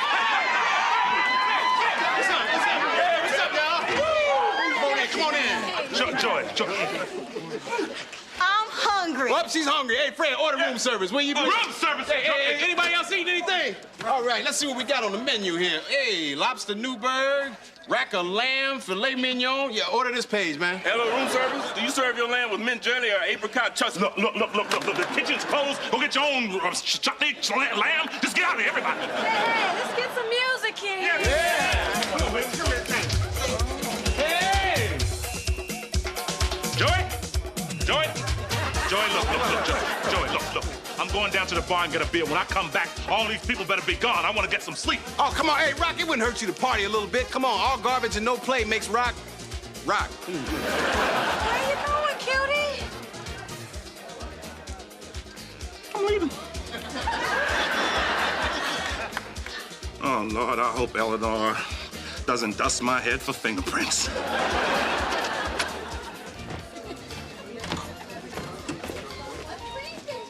Hey, bartender, give me a beer. Excuse me, could you pass the pretzels? Yeah, sure. Hey, thanks. Rock? Oh,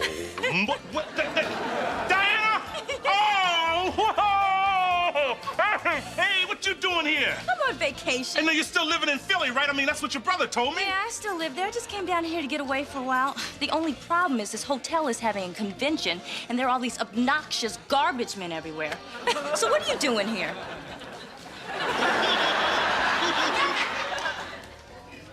I'm a obnoxious garbage man. Sorry. Oh, no, that's okay. That's okay.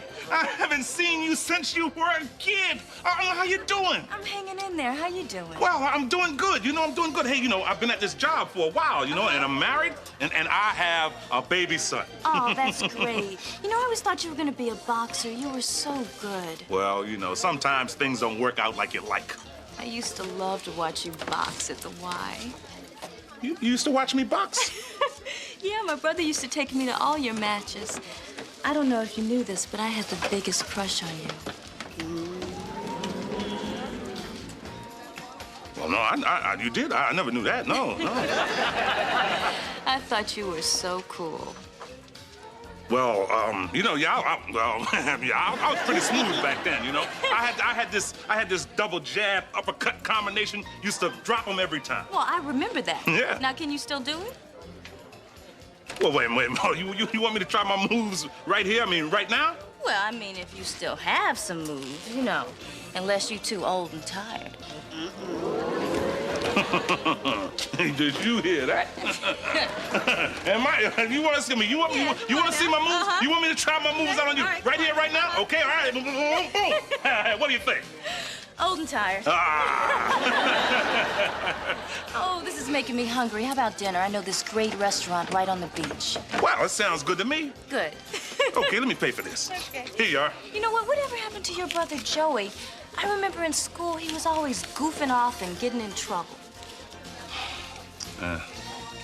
You haven't heard, huh? We gave him up for adoption.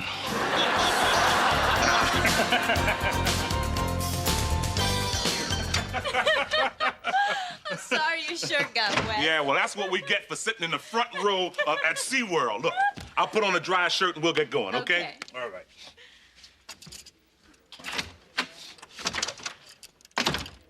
Hey, Rock, good God, hello, hi. Man, this is some hotel. Usually they just leave you a mint on the pillow. Hello, Joey. I'm sorry, did I tell you last night I'd be right back? Joey, it's me, Diana Hubbard from the neighborhood, remember? Diana, yeah, I remember. What are you doing here, girl? Oh.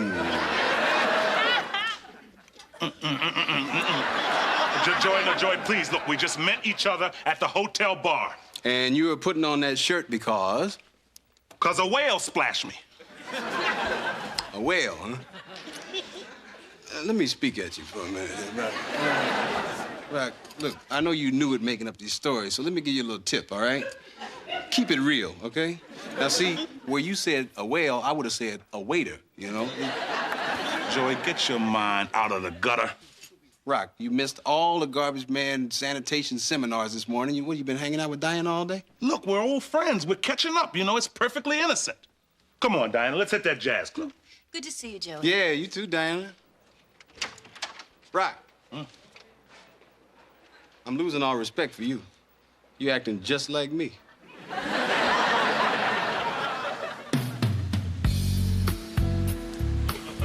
That jazz club was great. Hey, I know, it sure was. You're a good dancer. Yeah. Yeah, I told you I still got my moves. One more? Well, why not? Why not?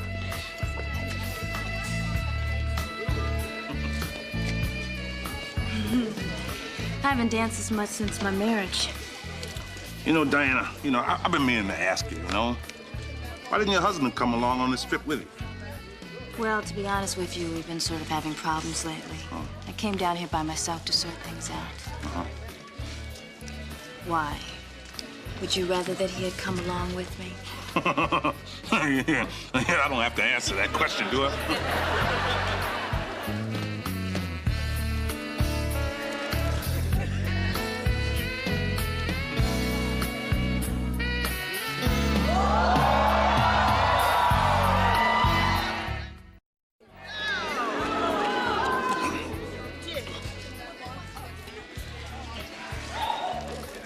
I'm sorry, I shouldn't have done that, Rob. No, that's okay. That's okay. Well, actually, it's not okay. But don't worry about it. It's too late now. Rock, Huh? I don't think I should tell you this, but I am still so attracted to you. Okay. Don't worry about it. It'll pass. You know, it better pass. Rock, aren't you attracted to me?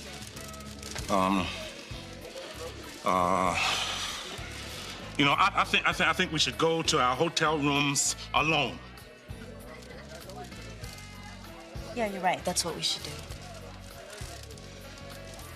Good night, Rock. Good night, Diana. Waitress, waitress, give me a drink, give me a drink. A cold one, you know, lots of ice, plenty of ice. Just pour it all over me.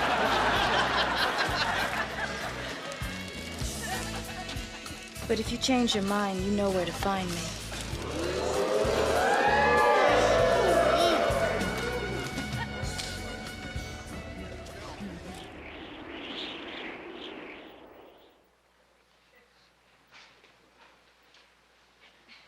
I'm bored up in here. Do you want to play another game? Yeah, let's play find something in this raggedy house to eat. Is there any more chicken left? No. And until I can get to the grocery store, all we got is ketchup, relish, and garbanzo beans. And cheese. Oh, great. I never imagined my last meal would be condiments. Well, you got any flour? I can make pizza. You know how to make pizza? She's a really good cook.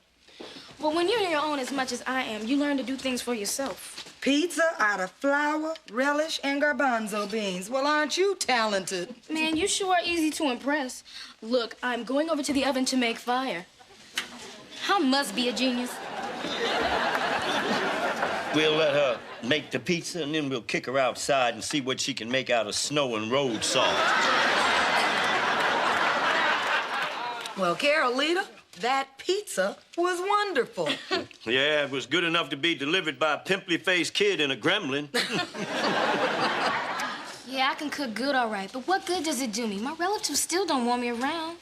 Carolita, can I talk to you alone a minute? Sure, but if you kick me out, you won't get any dessert. I was planning on making my famous Velveeta cheesecake. Now, I'm going to get right to the point. The way I see it, you have two choices. You can continue on the road you're on and wind up in juvenile hall, or you can take your talent for cooking and make something of yourself. What are you saying? For the rest of my life, I should work in some burger joint? Oh, Carolita, you're thinking way too small. Now, you could be a chef in a first-class restaurant, and then you'd have a job you'd be proud of, and you'd make a lot of money. And if you're not sure you want to be a chef, there are other things you could do. You're a smart, creative kid. Don't blow it. So, these chefs, they make a lot of money, huh? Well, let's put it this way. You see that pizza as flour, ketchup, and garbanzo beans. But in New York and L.A., they'd call it Nouvelle Cuisine and make you pay $20 for it. What a scam. Ooh, thanks for the advice, Mr. Emerson. Now, where's my $20? I said New York and L.A. This is Baltimore. We don't play that.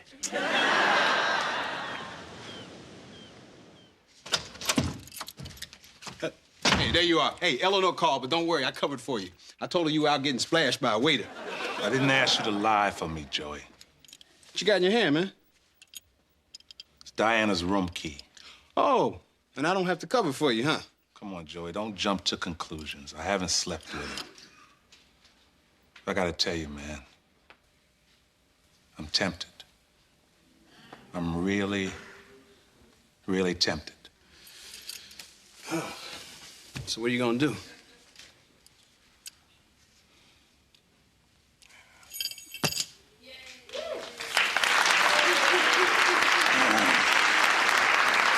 I'm gonna go take a walk, man.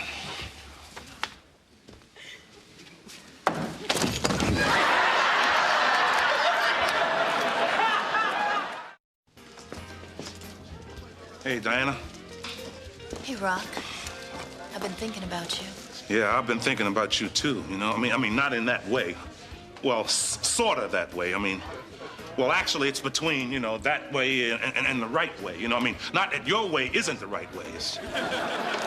Well, I've been thinking about you every which way. Oh, no, don't say it. Don't say it. Look, Rock, I know you're attracted to me. Yes, yeah, I am, yeah. And your wife would never find out. No, yeah, that's true. So then give me one good reason why we shouldn't do this. Because I love my wife. Rock, I know you do, and I'm not asking you to run away with me. I just want to spend one night with you that we're never going to forget. Diana, listen now. You know, you're right again, Diana, you know? I'm sure if I spent the night with you, it would be a wonderful, wonderful memory. Right up until the time I get home and look in Eleanor's eyes. Then it will become something I'll spend the rest of my life trying to forget. I see. Aren't you concerned about your feelings when you have to look your husband in the eyes? My husband hasn't looked in my eyes in a long time. Well, then he's out of his damn mind. You know, Rock, when I married James, I thought I was going to be madly in love forever. But like you said about your boxing career, sometimes things just don't work out the way you want them to. Listen, Diana, listen.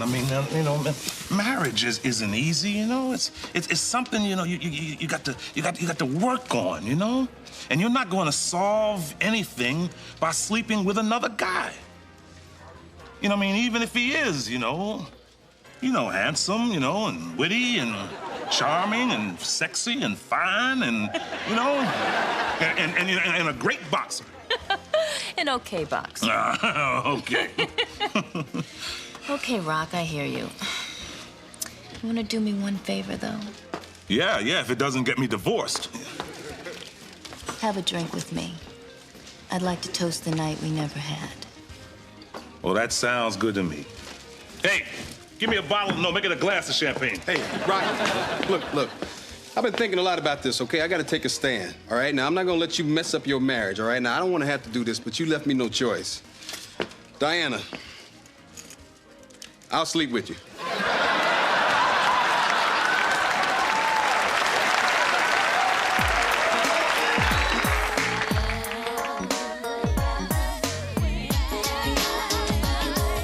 Distance between us. Well, this week I want to see if we can get past that and be close again. Oh, Daddy, that's wonderful. Well, thanks to Joey, this whole visit's getting off on the wrong foot. Oh, I'm so mad at him.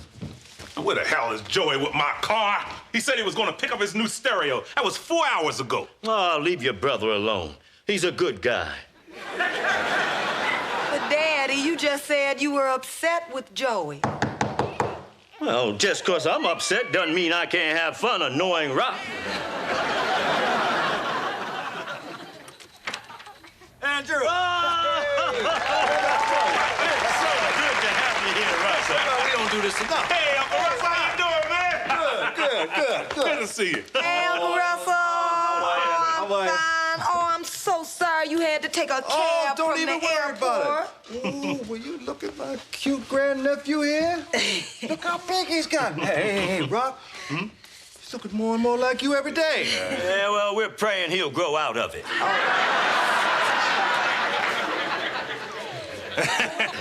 Isn't he funny, boy? Pop makes up lots of funny jokes about me. I guess when all you do all day is watch TV, you need something to keep you awake during the commercials. So Uncle Russell, tell us all about your trip to Europe. Well, all right, I'll tell you what. I'll tell you all about it over dinner. I'm taking everybody out. I found this fantastic new restaurant. That sounds good to me. Well, if we're gonna be going out, I guess I better go get us a babysitter, huh? There's this woman I know down at the senior center. She's very reliable. Now, I got her number in the kitchen. Rock, why don't you come with us and negotiate her fee? Fee? I'll tell you the fee. She can watch all the TV she wants and lounge around on our lovely furniture. That's a fee.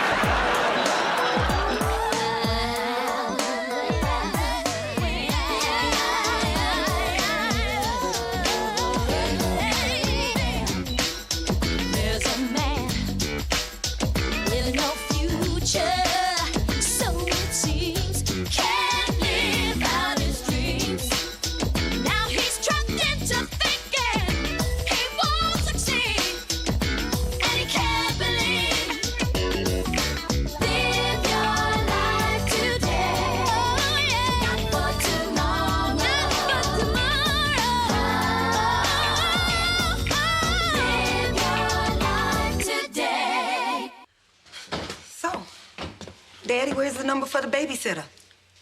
I don't really know any babysitter. I just said that to get you two in here. Look, I'd appreciate it if you'd both stay home tonight. Why? Well, I'd like to spend some time with Russell alone, just the two of us, like we used to when we were kids. I mean, can't you do that after we get our free meal? Right. Hey, come on, Eleanor. You know, I was gonna order a lot of stuff and then bring some back home. I was gonna put it in the freezer and save it for Christmas dinner. Son, I know when it comes to getting a free meal, you lose all sense of decency. But please, do this for me. All right, Papa. All right, Daddy. We'll make up some kind of excuse as to why we can't have dinner tonight with y'all. Thank you, Eleanor. Uncle Russell, I'm really sorry, but that sitter isn't available, so Rock and I are gonna have to stay home with the baby tonight. Eleanor, I'm sorry to hear that. Yeah, I'm sorry, too. Because that sitter isn't available, we won't be joining you at that nice restaurant for that expensive meal you were gonna pay for. I'll go change. I'll be with you in a minute. Hello? Oh, hey, Joey. Oh, Lord. Hold on. He says he's running late. He wants to know what we're gonna do about Uncle Russell. Let me talk to him, Ellen. Hey, Joey? Yeah, Yeah, well, don't worry about it. It's not too late. Uncle Russell's plane has been delayed. Yeah, you still got time to get to the airport to pick him up? Yeah, American Airlines, flight 208. I think gate 15. Don't come home without him.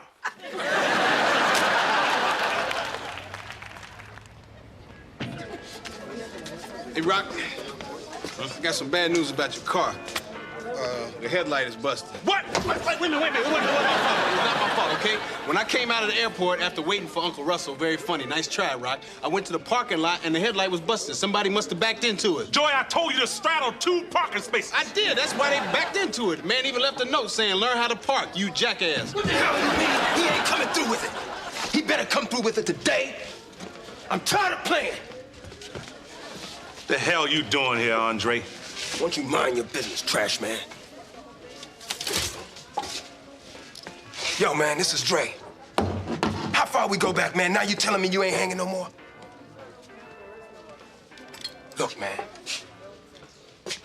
I'm reaching out to you. You're the last person I can turn to.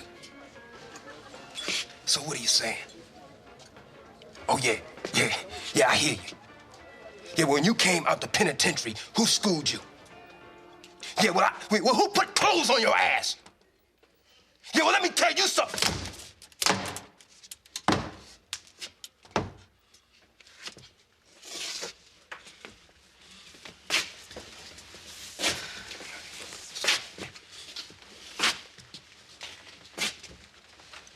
What y'all looking at? Oh, yeah.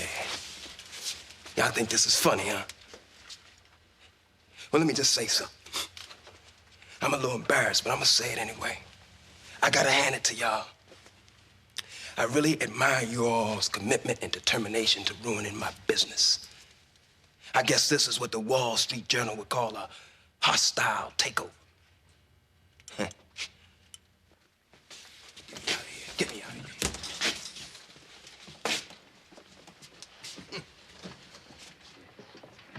You see, I told you we could do this.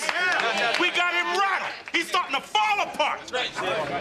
As long as we keep the pressure on him, we got him. He ain't nothing. Nobody want no parts of him, even the other deals. That's right. We're one punch away from knocking Andre Thompson out.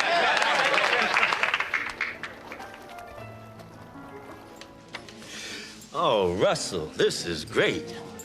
The next time I come visit you, dinner's on me. Well, Andrew, I'm gonna hold you to that.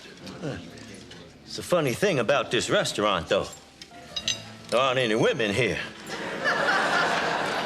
Just a bunch of good-looking, well-dressed men.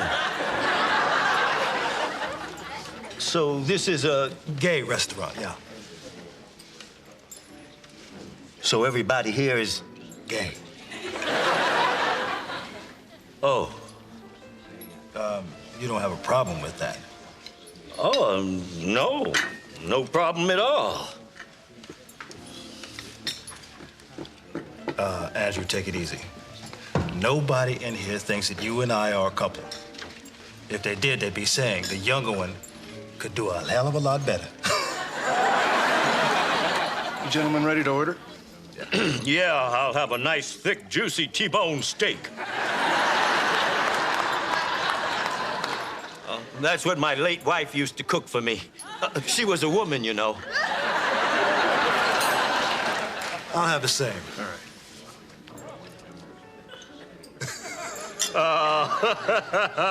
Russell, you had your little joke. Actually, Andrew, I brought you here to make a point. See, you're very uncomfortable being around gay people, aren't you? Well, a little, Russell. But you have to understand, it's only natural. I'm not around this every day. Hey, I totally understand. But you see, when I'm around straight people, which is most of the time, I have to adjust to their discomfort. What's your point? My point is, you see, when Chris and I were in Europe, we made a very interesting discovery. You see, folks over there are more accepting of gay people. I mean, in France and Italy, we never got the feeling that people were passing judgment on the way we lived our lives. Gotta tell you, it was very liberating. What are you getting at, Russell? That experience made Chris and I come to a decision. Andrew, we're moving to Paris.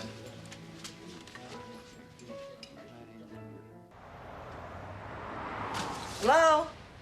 Oh, hey, Uncle Russell. Oh, well, I'm not even sure if he's here. Hold on. Daddy! Uncle Russell calling. I'm not here.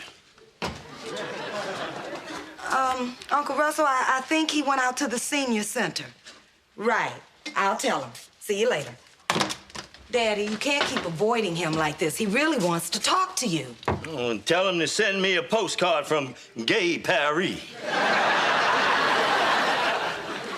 Daddy, you can't blame him for wanting to move to Europe. Look, I don't have to tell you.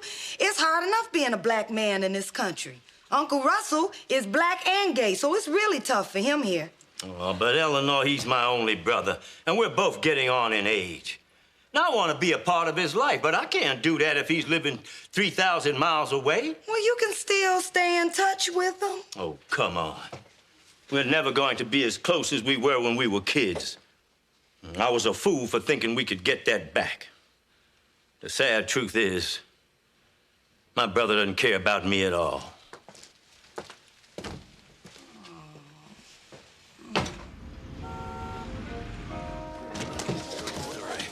Rock, all right, I got the estimate on the car, all right? Don't get mad, okay? Now, look, the original estimate was $350, but I talked the man down to $248. Well, what good does that do me? My deductible is $250. What good does it do you? I just saved you $2, which, coincidentally, is the cost of a beer, if you're looking to thank me. Joey, you better get my money. Rock, I don't have your money. Look. Trash man, can I talk to you for a second? In private. Yeah, sure. You can talk to me. What do you want? You know, it's been 3 years that you've been sticking in my side. I gotta be honest with you, man. If it was anybody else, I would have taken him out a long time ago. I don't know, there's something about you, man, that makes me stop and think. And don't get me wrong, man. It's not like I'm getting a conscience all of a sudden. Oh, you know what, Andre? Maybe you're more like me than you want to think.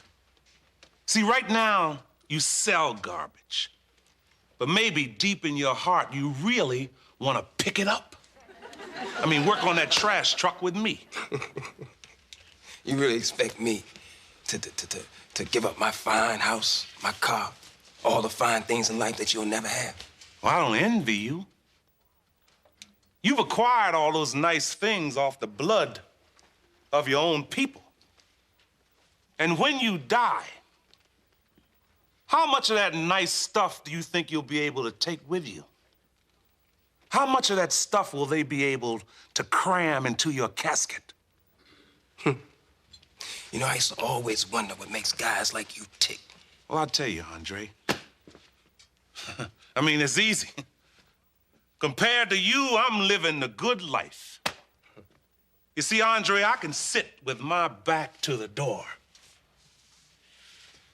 I can sit with my back to the door and relax, 'cause I know I haven't done anybody wrong. Yeah, but let me tell you something.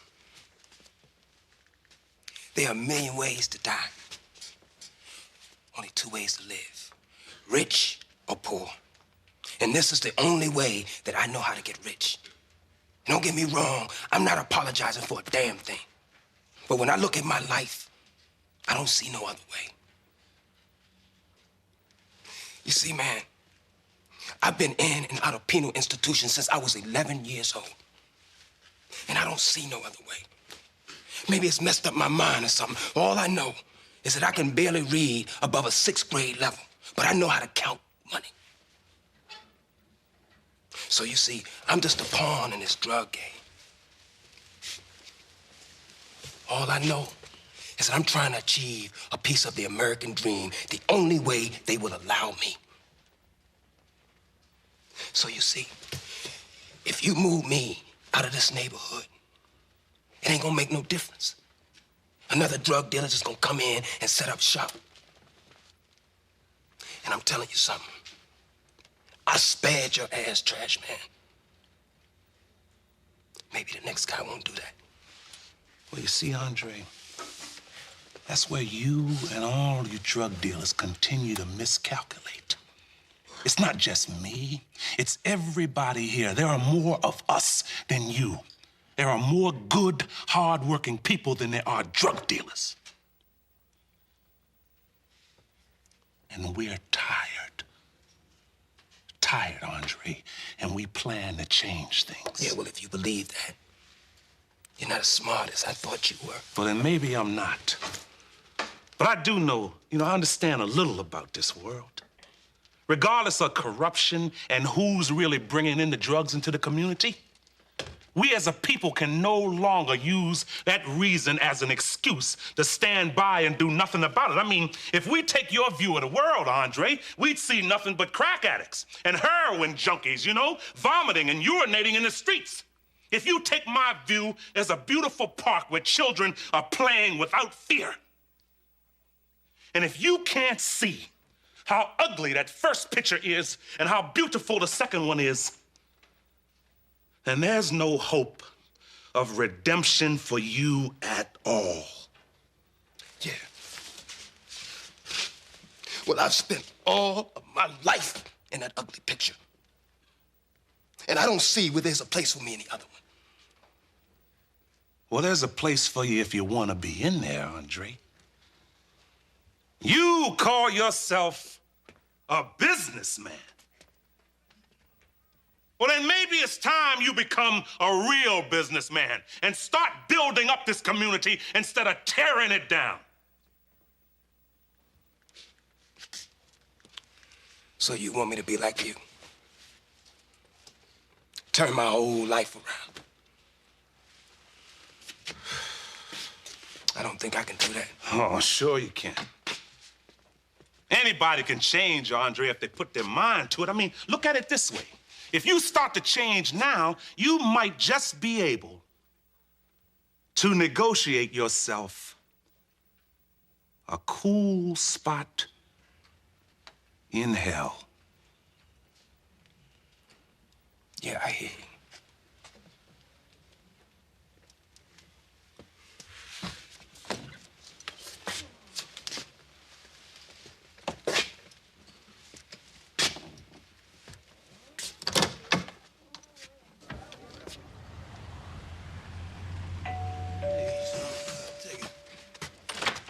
Hey, Uncle Russell. How you doing? Good. Good to see you. Good to see you. Yeah. Hey, Uncle Russell. Hey, Rock. Where's Andrew? Oh, don't worry, I'll get him for you. Hey, Pop. Pop, come down here a minute.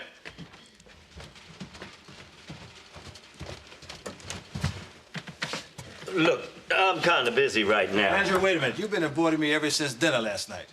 I think we gotta talk. Well, there's nothing to talk about. Oh, come on, Pop. If you two guys got a problem, you should talk it out. Yeah, Uncle Russell's gonna be leaving soon. Come on, Pop, you can't leave it like this.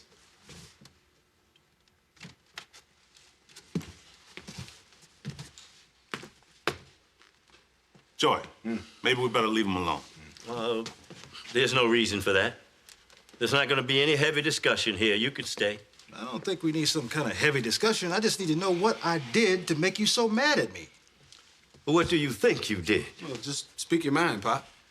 Boy, what have I told you about staying out of grown folks' conversation?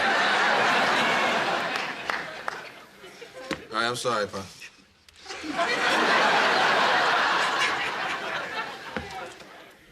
All right, I'll tell you. Since the time you told me you were gay, we've hardly seen each other.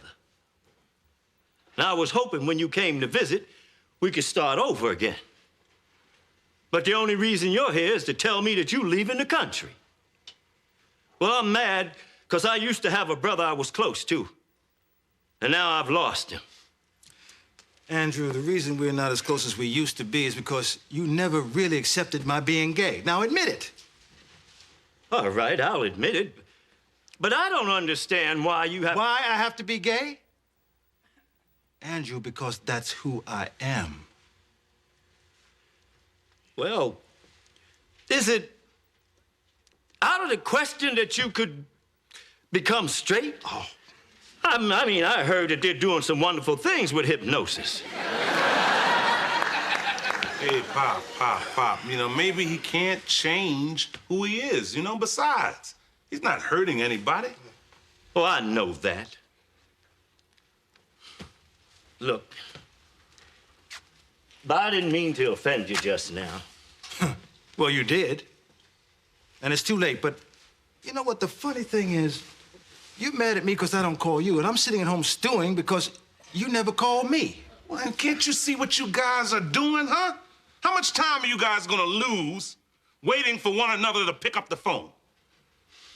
Well, that may be true, but it's pointless to have this conversation now, especially since you're moving across the ocean. No, it isn't now. Come on, Pop. They got phones in Europe, too. I mean, they ring funny, but they work. That's not enough for me. I mean, don't you understand? We haven't been really brothers for so long, and now we're never really gonna be brothers again. Oh, well, wait a minute. Pop, you're brothers for life. I mean, you know, the only reason why you're arguing now is because you love each other so much. All right, take it from me. When it comes to brothers, there's a fine line between love and hate. Isn't that right, Rock? Yeah. And you know what side I'm on. Hey, Russell. He's right, you know. Yeah, maybe he's right. But wait, I don't know if this will help. But I promise I'll call you every chance I get. And I'll call you over in Paris, too. And I got another idea. What's that? You're gonna be here for another 3 days, right? Right. Well, let's spend every minute of it together till I get so sick of you then I'll be glad to see you go. You got a deal. Hey, Pop, it's great to see you two patching things up, but Pop, there's no way in hell you're calling Paris on my phone.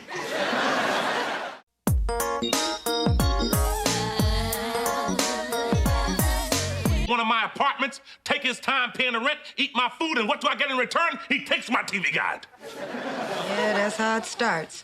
Next thing you know, he'll be skipping town with your Jet magazine.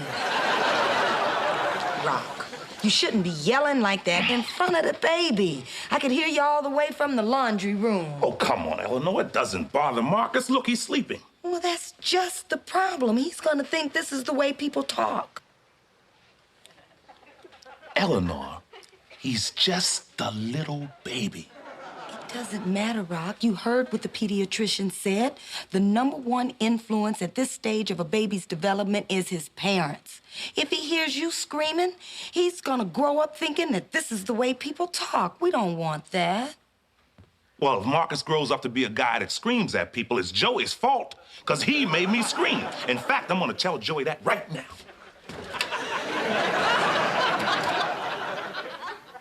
Joey, I want to thank you for making me scream before, because Eleanor thinks it's bad for the baby. Yeah, well, you should be sorry.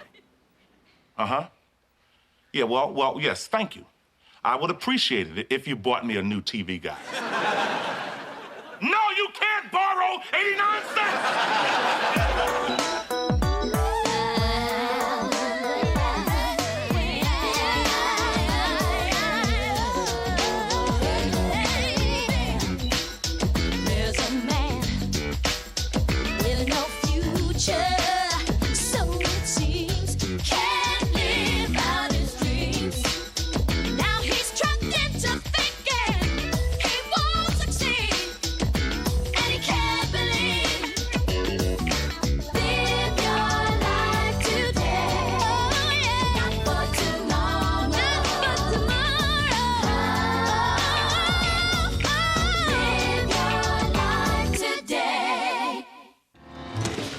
Don't everybody get up. Oh, hey, Joey. Come over here. You need to hear this. What's up? Leo was just telling us how his neighborhood watch group got all the gangs off Payson Street. That's right. Yeah, and best of all, the PTA has signed more members and gotten more active in the past few weeks. People are starting to look out for each other a little more. Well, that's the kind of good news that I like to hear. And all this has happened since Rock Emerson's election campaign? We got people around here excited about saving their community. Well, then that campaign did a world of good. My son Joey was the brains behind the operation. Yeah, he was Rock's campaign manager. Joey, it's nice to know that there are people who care about their community. Yes, I care about the community and all of its members, too. All of its beautiful, brown-eyed, high-cheekbone, ruby-lipped members. Listen, would you like to hear more about the campaign, say, over dinner sometime? I think I would. Hi, I'm Carla Maxwell. Joey Emerson, nice to meet you. Likewise. Pop. She have to take care of that thing? What thing? That thing you said you had to take care of. That thing that Leo was gonna help you with. You know, that thing. I don't remember. Pop. Amscray. Oh, that thing. Leo, let's leave Joey alone so he can take care of his thing. Joey, I get the sense that when you want something, you really go after it. Were you this ruthless during your campaign? You know, my philosophy is you work hard, play hard. And what kind of work do you do when you're not campaigning? Oh, a little bit of this, a little bit of that. Mainly, I'm a musician. I play the trumpet. How exciting. What do you play? Oh, here and there, you know. But actually, I'm not doing that much performing right now. Oh, so you're doing studio work? In a manner of speaking, I live in a studio apartment. So basically, you're between jobs. Right? Yeah, you might say that. So what you like? You like Italian? You want Chinese? Joy, Look, I mean, maybe it's none of my business, but if you don't work regularly, how do you... Keep busy? Well, you know, I do a lot of community work, actually. Yeah, I work youth center, daycare center, senior center, anywhere there's a center, I'm there. I'd say I'm pretty centered. See you at the track tomorrow, Joey.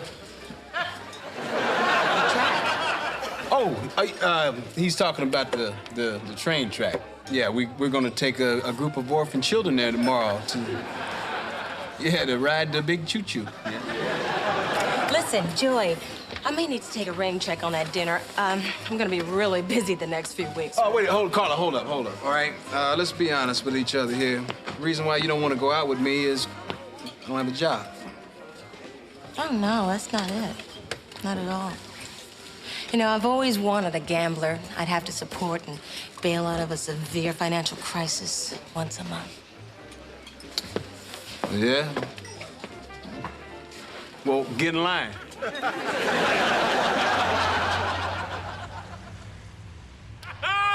Hey, you see that? Hey, anybody want another beer? Yeah, I have one. Good. While you're in there, get me one, too. Oh,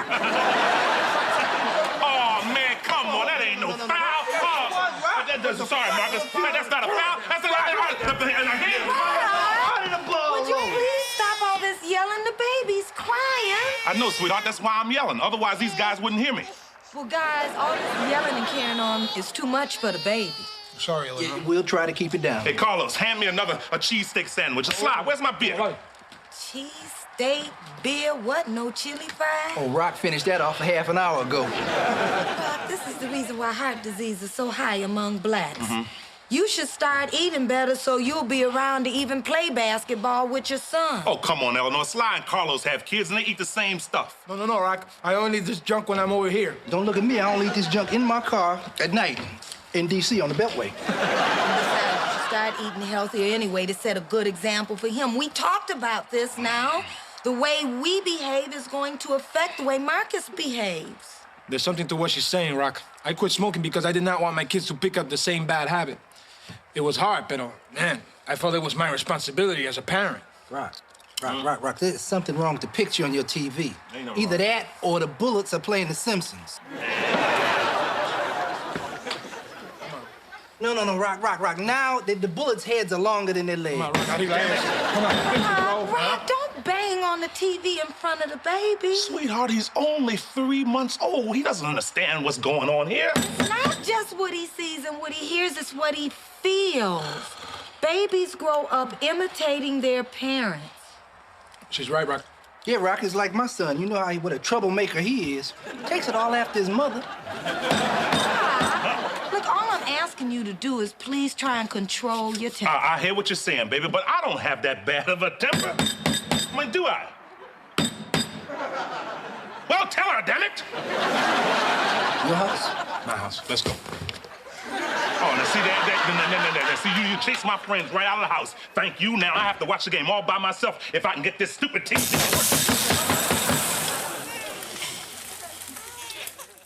work. I guess you won't miss that TV guide now.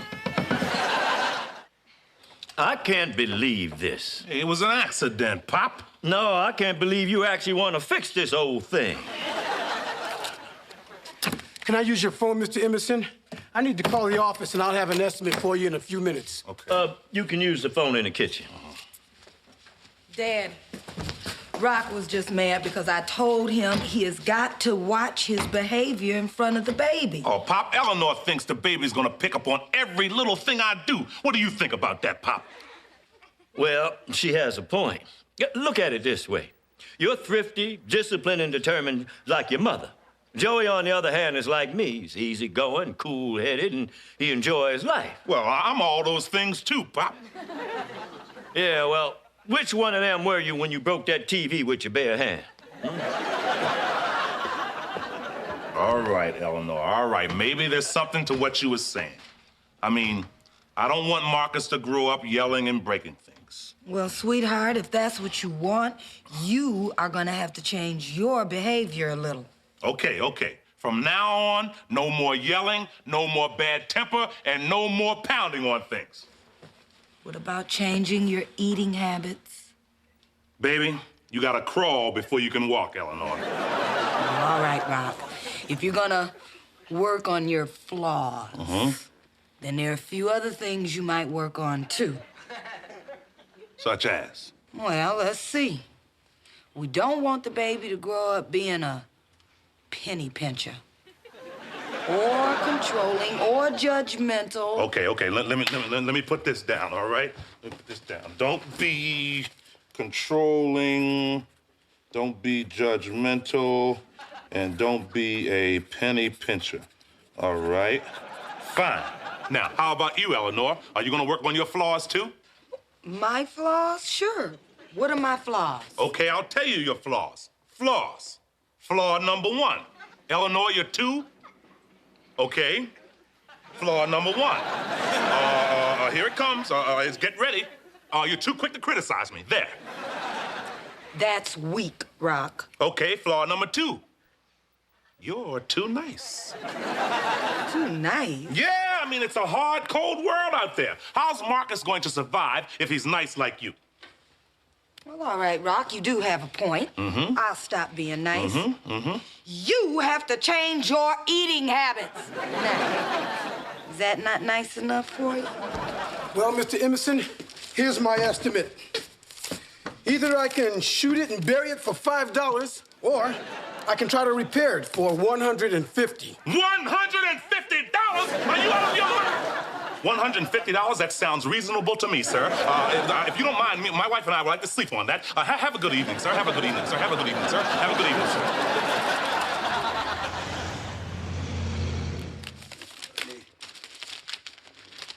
Oh, Joey, the racing section? Would it kill you to skip the track just one day? Yeah, you're right.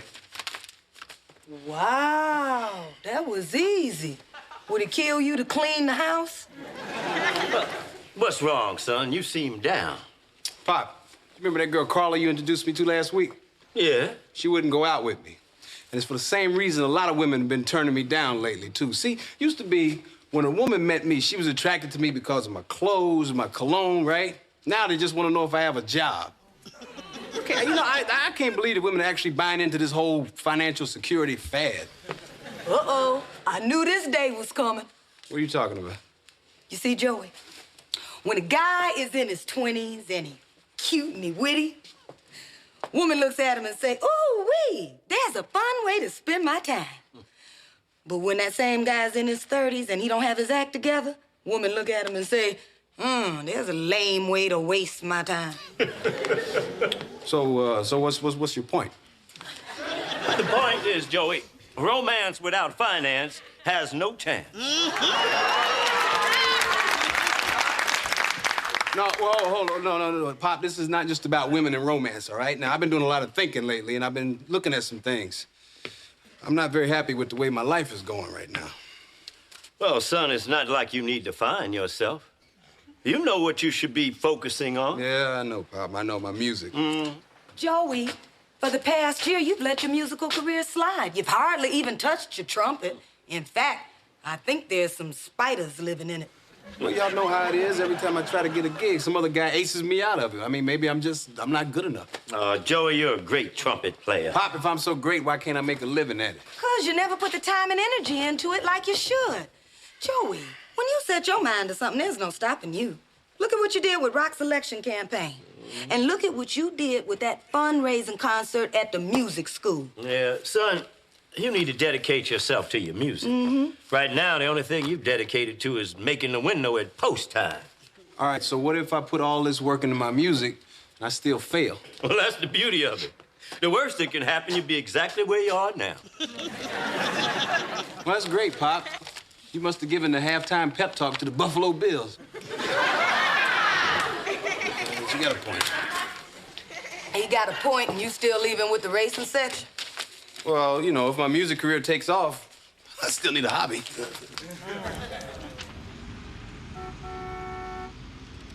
Sorry it took so long, Mr. Emerson, but I had to ask someone at the Smithsonian how to fix this. Smithsonian. That's a good one. So that's 150, right? No, 200. Antique parts are hard to find. 200? Are you crazy? For For 200, I can get a new. Yes, sir. You're right. That's $1, $2, $3, $4. That's $5. And Rock. That's 1, 2, 3. You're right. Okay, here's that's 120, 140. Oh, okay, 200. There you are. Now, thanks a lot. Now, I want you to have a nice day, sir. See, Eleanor, I wasn't screaming. You know? I wasn't penny pinching. No, no, no. Hey, Rock, the game start yet? Rock, you got that old TV fixed, huh? Damn, I thought for sure this time you'd buy a new one or find one with knobs on it. Sly, come on, what are you talking about? If Rock gets rid of that TV, how's he gonna heat the house? Oh, you guys sure are funny. Oh, Eleanor, don't I have some funny friends? Eleanor, did you remarry? Oh, you're breaking me up, Sly. Hey, come on, guys. The game's getting ready to start, huh? Rock, honey? Hmm? Could you watch the baby for just a minute? Oh, I sure will, sweetheart. Carrot, celery sticks, where's the food, huh? Rock, I'm not eating that unless it's dipped in chili. Well, now listen, I'm trying to eat healthier to set an example for the baby. Rock, you trying to set an example for a 3-month-old that's still dribbling all over himself? Just eat the celery sticks and shut up. I thought you were working on your temper, too. I am. All right, quiet down. We're gonna watch the Lakers get their asses kicked today. Colors. Language. The baby is very impressionable. Oh, sorry.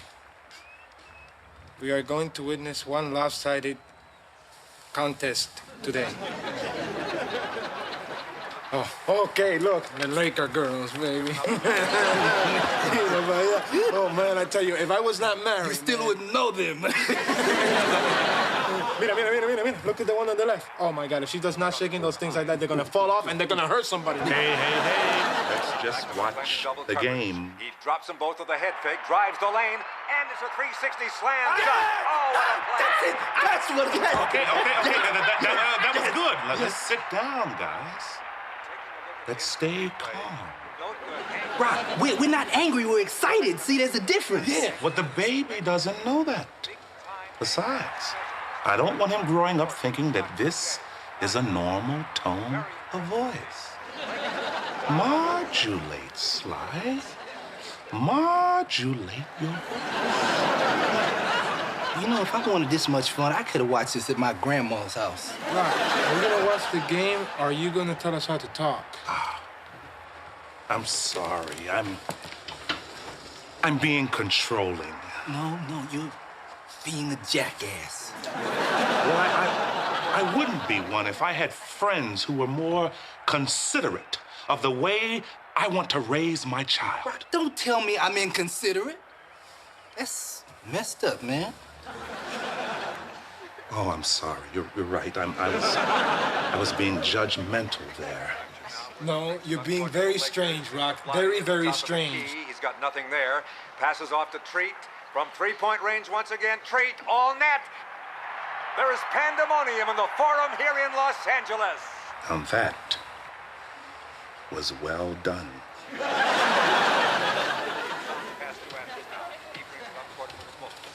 Well done.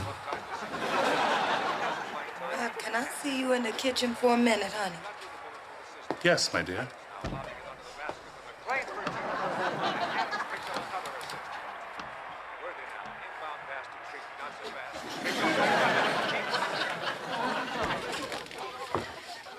What's wrong, baby? Rock, I think I owe you an apology. I was trying to make you into something that you're not, and I can tell you're miserable. Oh, not really. Well, yeah, I am, you know. Oh, you know, Eleanor, it's just that, I'm getting older, and it's hard to change. I mean, I want to set a good example for the baby, but I'm never going to be the kind of guy I want him to be. I want him to be better than me. Rock, it's gonna be hard for him to be a better man than you. You're so kind and caring and sensitive. Yeah, and angry and loud and judgmental and... Well, you certainly can't change all that overnight. Besides, none of us is perfect. Like you said, I'm too nice. Yeah, and you're too quick to criticize me. I think that's pretty clear right now. You're right, Rock. And you're also... You're too pretty. And you're too sexy. And you are too... Rock, you're missing a great game. I've got my own game going on in here. You go on and you join your friends, and after the game, I'm gonna meet you in the showers. Get some real food, guys. Sly, order us a pizza. Usual. All right, pepperoni, sausage, Canadian bacon, salami, hamburger, and butter. I just ordered a heart attack special.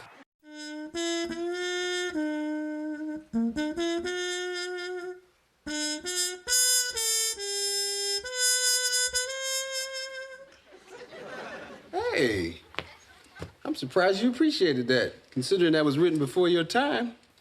Well, actually, just about everything was written before your time. Yeah, ooh, and the service in that restaurant was horrible. Yeah, I'm telling you. But I am so proud of you for not making a scene. Yeah, well, you know, I've learned how to handle my anger in a different way. I tipped him with a gum wrapper and a piece of pocket lint. Hey, Joey. How's Marcus? Oh, he's great. I fed him and I just played him a little lullaby. Oh, thank you, Joey. And thank you for such a romantic evening, which, by the way, isn't over yet.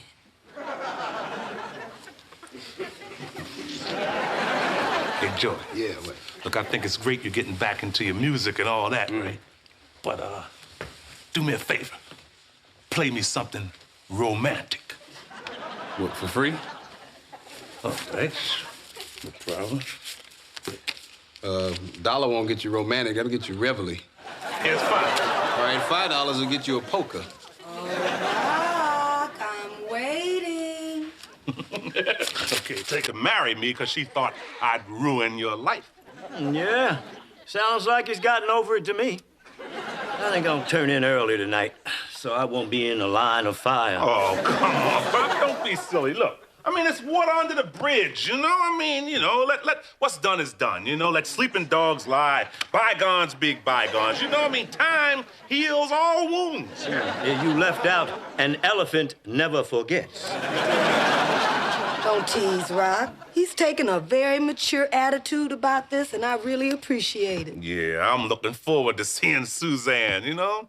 So, she left her job in Chicago, huh? And now she and her daughter are moving from town to town, huh? Well, she's hoping to find a permanent nursing job right here in Baltimore. Oh, that's great. You know, of course, I've lived in Baltimore all my life. I've been at the same job for 9 years. And she was the one who said I was unstable. No. Who's keeping track? No.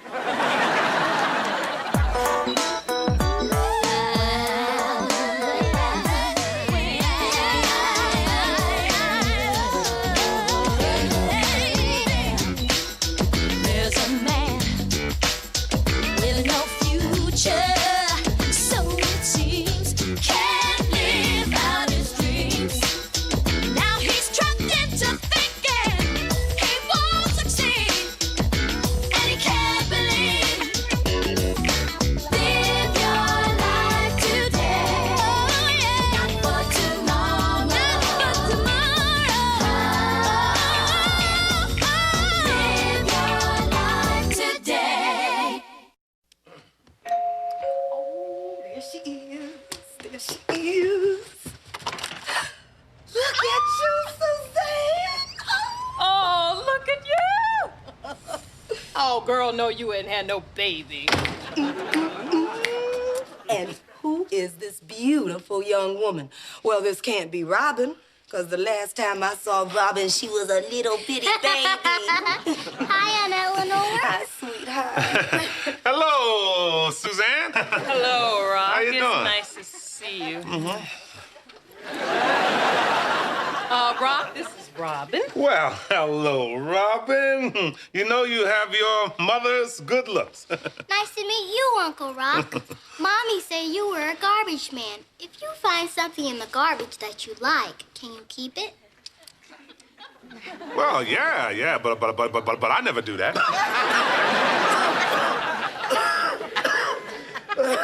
Suzanne, this is my father, Andrew. He used to live here. How are you, Suzanne? Nice to meet you, too. Robin? Oh, girl, where's that beautiful baby of yours? Oh, you'll get to see him later. He's asleep right now. But you all have a seat, and we're gonna go and fix some hors d'oeuvres. Aunt Eleanor, can I help? I love helping out in the kitchen. My mom's teaching me how to cook. What a nice place. Rock, you and Eleanor have done all right for yourselves. Yeah, I guess we have. Mm-hmm. I owe you an apology. I don't know if you remember this, but back when you and Eleanor were dating, I told her it'd be a big mistake marrying you. Oh, you did, really? Oh, wow. Well, you know, now that you mention it, you know, I can vaguely remember something like that. Oh, your cough is getting bad, Pop. Should I drive you home? I was wrong, Rock. You're a much different person now than you were back then. Well, thank you. What was wrong with me then? Oh, nothing was wrong with you. You just didn't know what you wanted to do with your life. You didn't know if you wanted to be a boxer, a longshoreman, or work for the city. Yeah, so he went for the glamour, garbage. Well, then I guess I have changed, you know. But, you know, I can't believe that's the only thing you didn't like about me. What else was wrong with me? Well, I mean, there were a couple of other things, but, you know, there's no point in getting to that now. You're right. There's no point. You know what I mean? I mean, you know, why bother? You know what I mean? I mean, after all, it's just water under the bridge. So why don't you tell me what the hell they were? You know, Ron, I don't know if you remember this, but you used to be really cheap. Oh, yeah? Yeah, and you had a bad temper. Mm-hmm. Rock, cheap and angry? No. You were also stubborn, opinionated, self-righteous. Eleanor, could you hurry up with the food? Oh, here it is. I made these special for you. Well, thank you. You know that you can come stay here anytime you like. Well, I see you still like your food.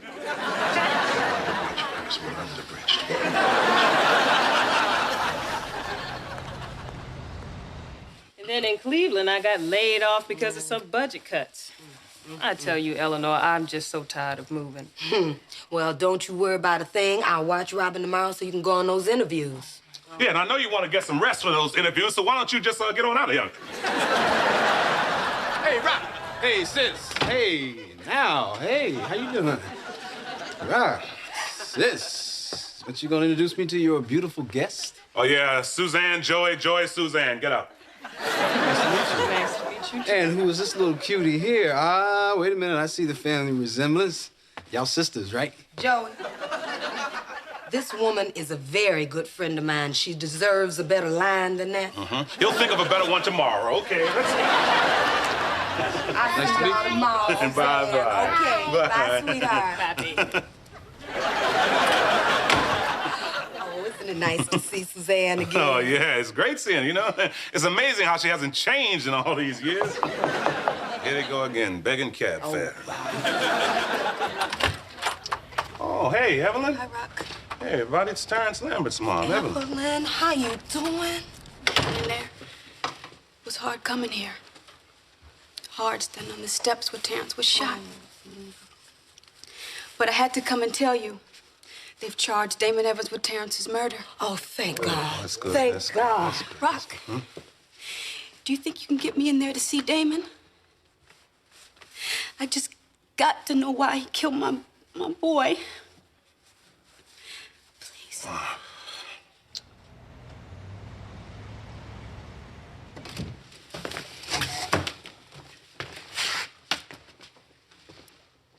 Damon, I'm Rock Emerson.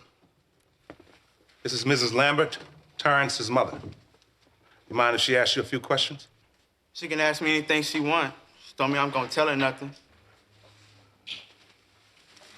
I remember you. I remember when you were a little boy playing in the schoolyard. Did you know Terrence? He was such a sensitive kid. He never left for school without giving me a hug and a kiss. One day he forgot. He was halfway to school and he ran all the way back home. And he said, I know I'm gonna be late for school, Mama, but I forgot your hug and kiss. Now because of you, he's gone. And you sitting up there like you don't give a damn about my boy being dead. I don't understand. I lost my son because of a jacket. Jacking my ass. I got him back for putting that gun on me.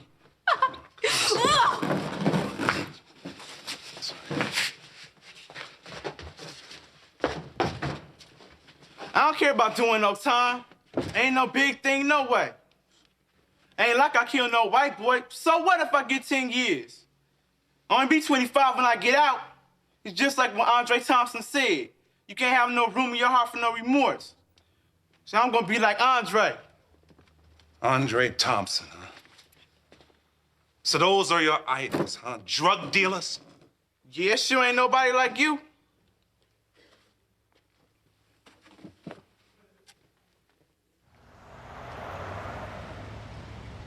Now take the string and pull. Take the string and... Hey, Pop, check this. Oh, shoot, I thought I had it that time. Don't worry, Joey. You'll get it. It took me half my lifetime to learn how to do this. Yeah, you're right. I will get it because you are a great teacher, all right? Show me that again.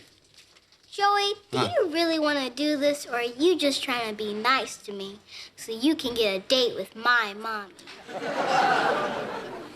Oh, well, huh? Look at that, Joey. Even a little 8-year-old girl can see right through you. Now, when Robin and I get settled, we gonna have you over for dinner. Not unless you'd have learned how to cook. Only cook I know ruin a bag of potato chips. Well, I should get Robin and go back to the hotel. Okay, Suzanne, you know you never did give me your number over there. Oh, girl, I'll give it to you right now. I got it right here. Let me see. I got it. Suzanne, did that bottle prescription say AZT on it? Yeah, that's what it said. Eleanor, I'm HIV positive.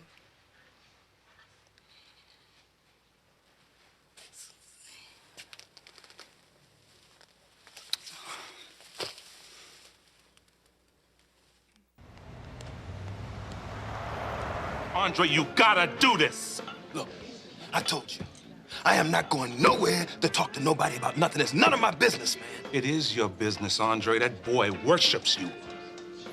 Who do you think is gonna come here and straighten this out? You think Martin Luther King and Malcolm X are going to come back and get these kids to stop killing each other? That's not gonna happen. It's gonna happen when guys like you start to tell the truth.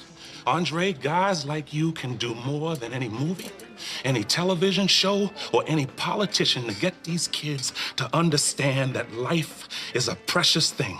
That kid Damon is about to go to the penitentiary for killing another kid, proud that he's following in your footsteps, and you're gonna sit here and tell me it's none of your business?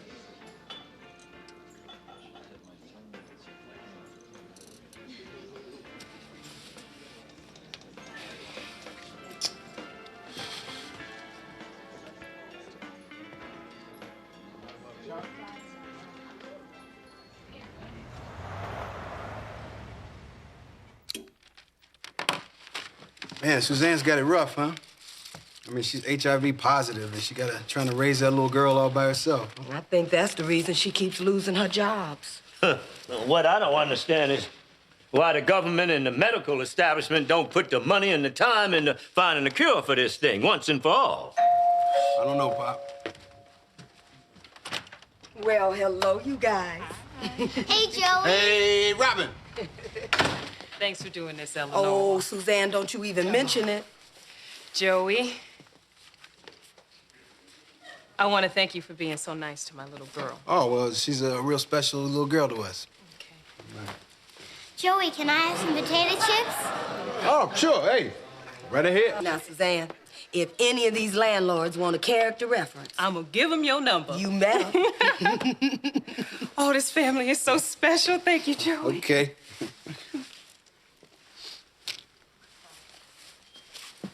Okay, Suzanne, we'll catch you later, honey. Okay. So, Robin, honey, you must be hungry. You want some lunch? Yes, thank you, but can I make it? I just learned how to make grilled cheese sandwiches. The trick is you put butter on both sides of the bread. Eureka. We've been doing it wrong for 30 years. Right? You want to wait for me in the kitchen, dear? Okay. Okay. All right. So, Joey, guess you don't want Suzanne's phone number now, huh? What you talking about? Do you know what you were doing to Suzanne? Yeah, I know what I was doing. I was avoiding touching her. Okay, I'm not proud of that, sis, but I couldn't help it. I ain't never been around nobody with the AIDS virus before. Joey, you know you can't get it just by touching someone. I know that. But this disease scares me, sis. Like it scares all the people that discriminate against Suzanne. So I guess I am no better than they are, huh? Look, I'm gonna make some calls about some jobs for Suzanne. You mind making Robin some lunch? I'll do that. Oh. Man, that poor little girl, though. Damn.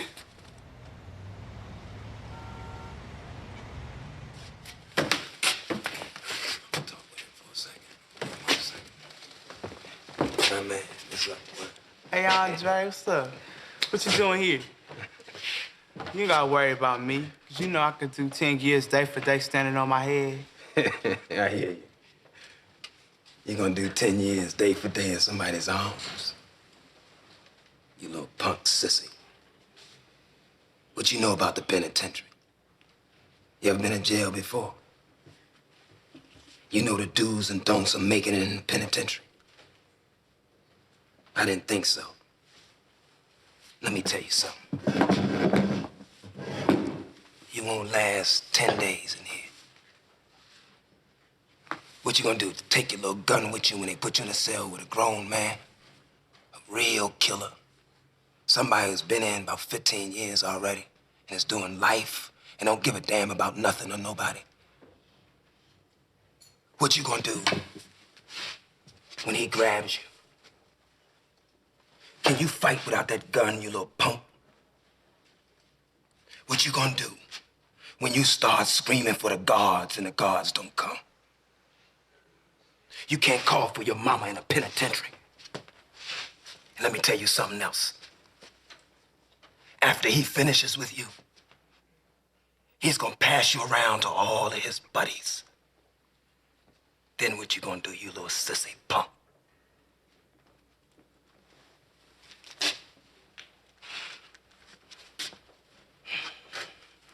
So you got a big kick out of the most sissified, cowardly way to take somebody out, a drive-by shooting, where all kinds of innocent people get shot. So if you want to be like me, you can't. Because the difference is, I'm a man and you just a little punk. Do you know what it's like being me? I spent the best years of my life in the penitentiary. I wasted my whole youth just like you're about to do. Do you know how many times I've been shot? I got a hole in my lung right now, and I walk with a cane. Do you know how it feels to wake up every morning not knowing whether one of your enemies or your friends is gonna put a bullet in the back of your head? You know how that feels? No, you don't really want to be like me because you ain't got the heart. And since I know you ain't got the heart, I'm gonna help you out, boy.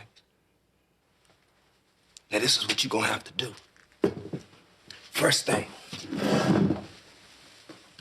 I want you to ask the man to put you in protective custody. Then I want you to pick up a Bible and some school books and get yourself a damn education while you're in here. And then I want you to write the judge once a month and let him know how you're progressing in the right direction. You understand that? And when you find it in your heart, I want you to write that boy's mother and you tell her that if you have to spend your entire life begging her to forgive you, then that's what you're gonna do. That's your only chance for surviving in here for 10 years. Now get out of my face.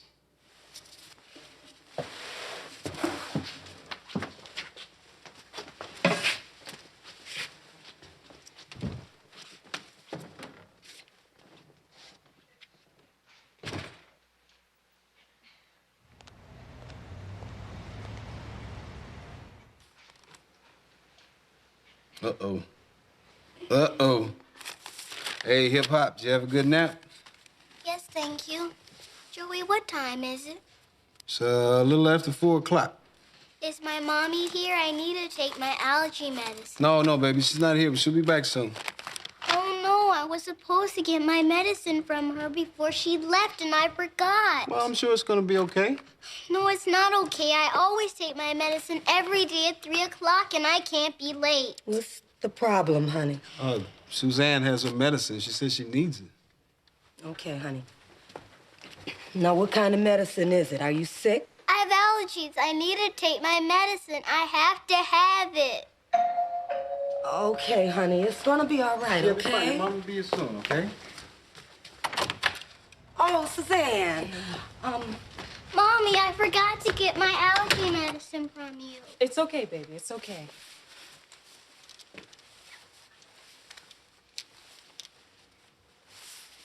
Robin, why don't you go on in the kitchen and get yourself some water so you can take your medicine, okay?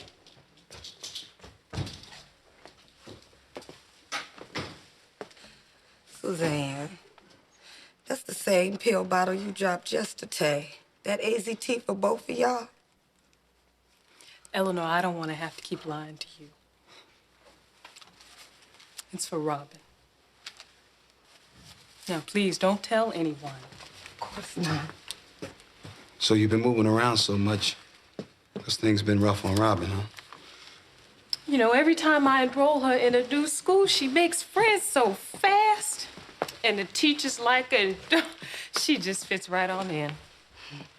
And then somehow someone finds out that she's HIV positive, and then the whispering starts. And then some parent calls to say that they don't want Robin in their kid's class. And then some more calls start coming in, and soon someone's talking about circulating a petition. I just pull her out before it even gets to that point. Man, it's terrible. Suzanne, can I ask? She got it from a blood transfusion when she was an infant. That beautiful little girl gotta go through life worried people gonna find out her secret. And then she gotta worry if they find it out, they're gonna treat her like an outcast. What a horrible way for her to live her life when her time might be so short. Mommy, I took my allergy medicine, and my allergies are all better. Robin,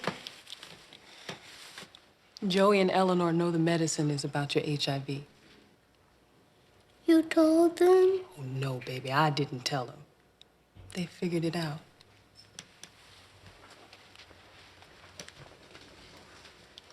So does this mean we can't be friends anymore? Oh, no. No, Hip Hop. We're gonna be friends forever. Forever.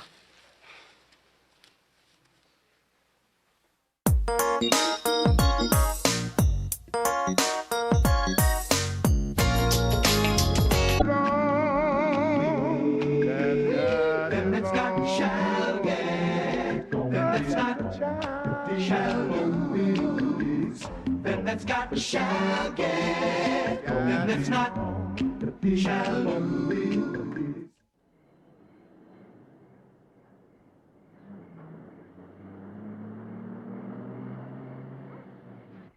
Well, as Mrs. Krabappel already mentioned, the name of the book that I read was Treasure Island. What are you watching there? The Simpsons.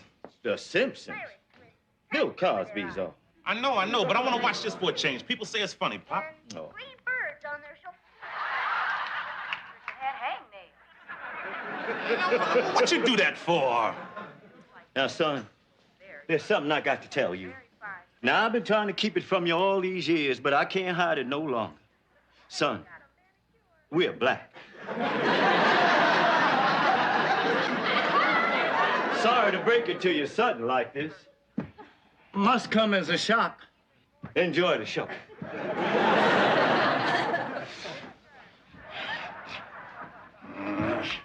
Now, you listen to me now. Mama died, I was happy to have you come live here. But I pay the rent, and it's my TV, and I watch what I want. You understand? That chair been messing with you again? You just better watch yourself or you gonna end up firewood. Well, I gotta go. Oh, will you watch L.A. Law for me and tell me what happened? Oh, sure. But it ain't fair. Your favorite TV show, and you almost never see it. That's okay. You just make notes so you can give me a real detailed description. Oh, wait a minute now. What you want, boy? I ain't got time, honey. Oh, now it seems like the only chance I get to make love to my wife these days is in my dreams. That's okay. You just make notes so you can give me a real detailed description.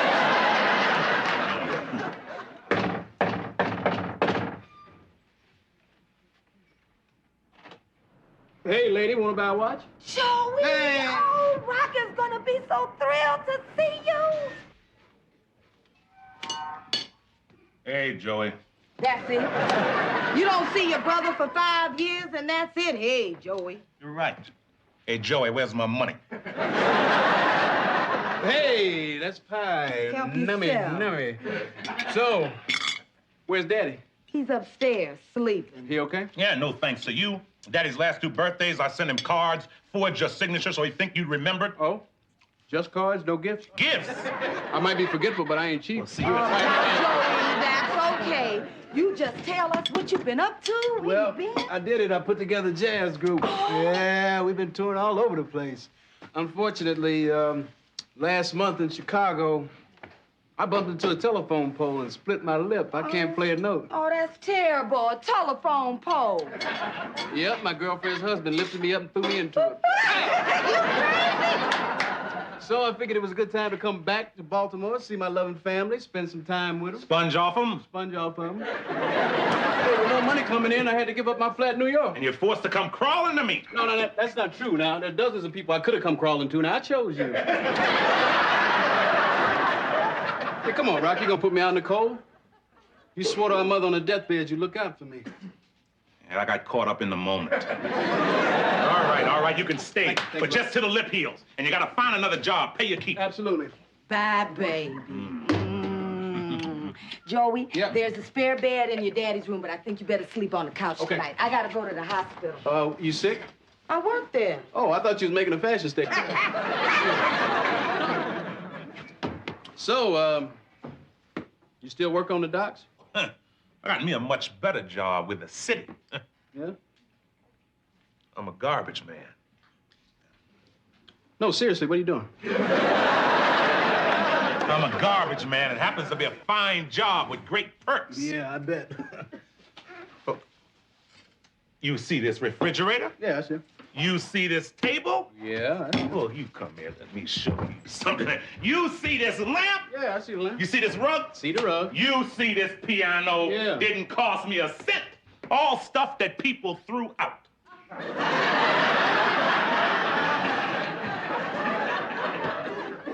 That couch I'm gonna sleep on too? You bet.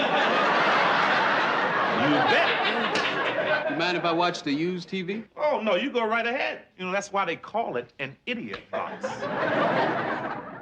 I mention this book was written by a guy? How many times I got to tell you? Joey? Hey, Daddy. Joey! Oh, my boy! My boy is back! Oh, why didn't you tell me he's here? You said not to awake you once you're asleep, even if Jesus comes rapping on the door. Jesus, sure, but not Joey. Well, what you sitting there for? Go get us something to celebrate with. Just a little ice in mine. My boy. Oh, thank you for all those birthday cards. No, you don't think I forget my daddy's birthday, would you? You got a fine penmanship. Thank you, Dad. What you watching on the TV? Oh, that's The Simpsons. Oh, I hear it's a real funny show. I'll watch it with you.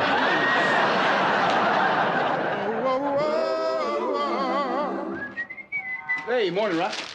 Hey, you mind if I see some of that USA Today? Thank you. Wait a minute. This is USA Yesterday. That's perks. I get them on my route. What, you mean you read the newspapers from the day before? Well, you're always a day behind.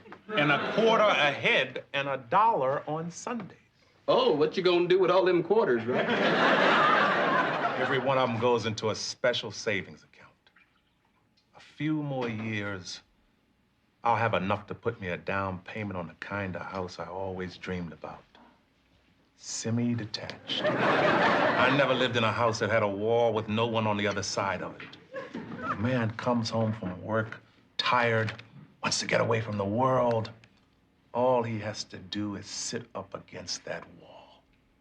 And he's all alone in his castle. And if I gotta read yesterday's funnies to get me a wall like that, it's okay with me. Well, the only problem is, when you finally go to buy your dream house, somebody will beat you to it because they read the want ads the day before you did.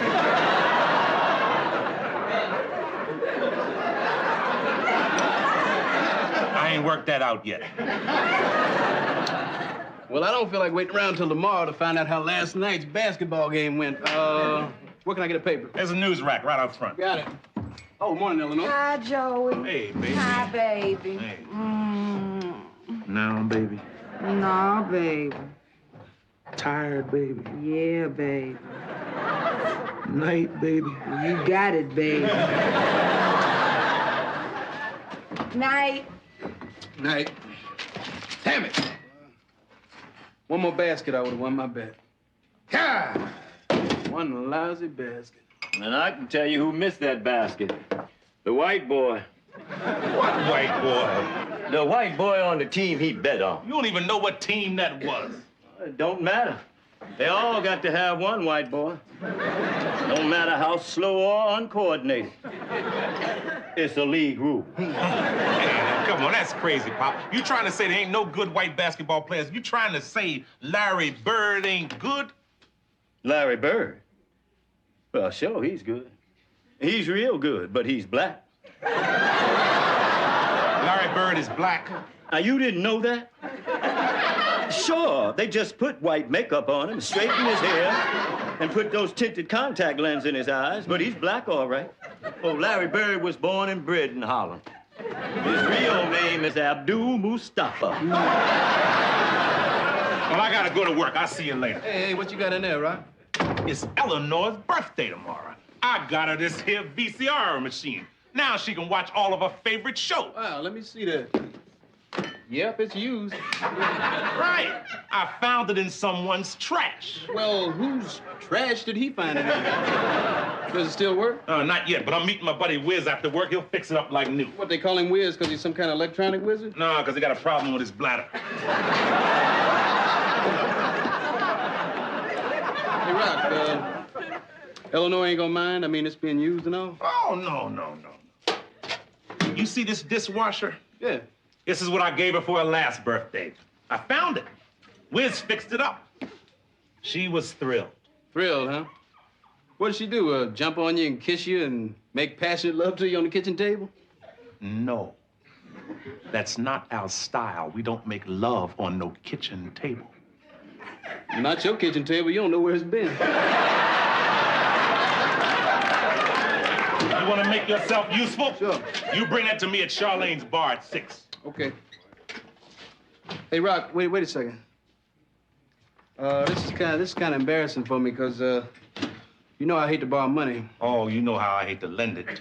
Yeah, it's just I didn't realize it was Eleanor's birthday, man. I mean, she's been so great, you know. Let me barge into her home and putting me up like this. She's been a real sister to me, and gosh, I can't even afford to get a birthday gift. I'm sorry, I feel ashamed. I feel really ashamed. Hey, come on. I'm sorry. Hey, come on, don't do that. No, don't do that. Come on.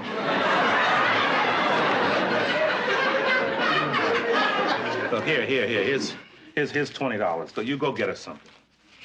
Thank you, Rock. You're the best, man. I don't deserve a brother like you. Yeah. All right. I'm gonna get my life together, too. You watch. Yeah. Hey, Rock, I love you, man.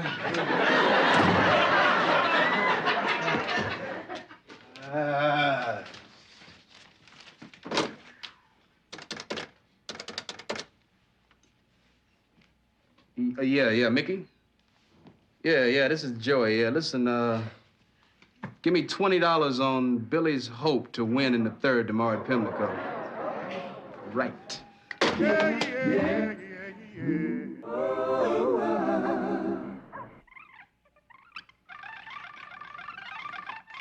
What's everybody in such a hurry for? It's on fast forward. Wiz needs some more parts before the other stuff can work. But I wanted to at least show it to Eleanor tonight. Oh, it's a shame white people can't really move that fast. Might make better basketball players. Hey, you know what I got, Eleanor? What? A framed picture of Malcolm X. That's what you get her every year. Of course. I can't disappoint her now. Hey, hope I'm not late for the party. Will you look at this man? Is that new? Of course it is. I can't show up for my sister-in-law's birthday in an old suit, and that ain't all that's new. Hey, Daddy, come here and try this on.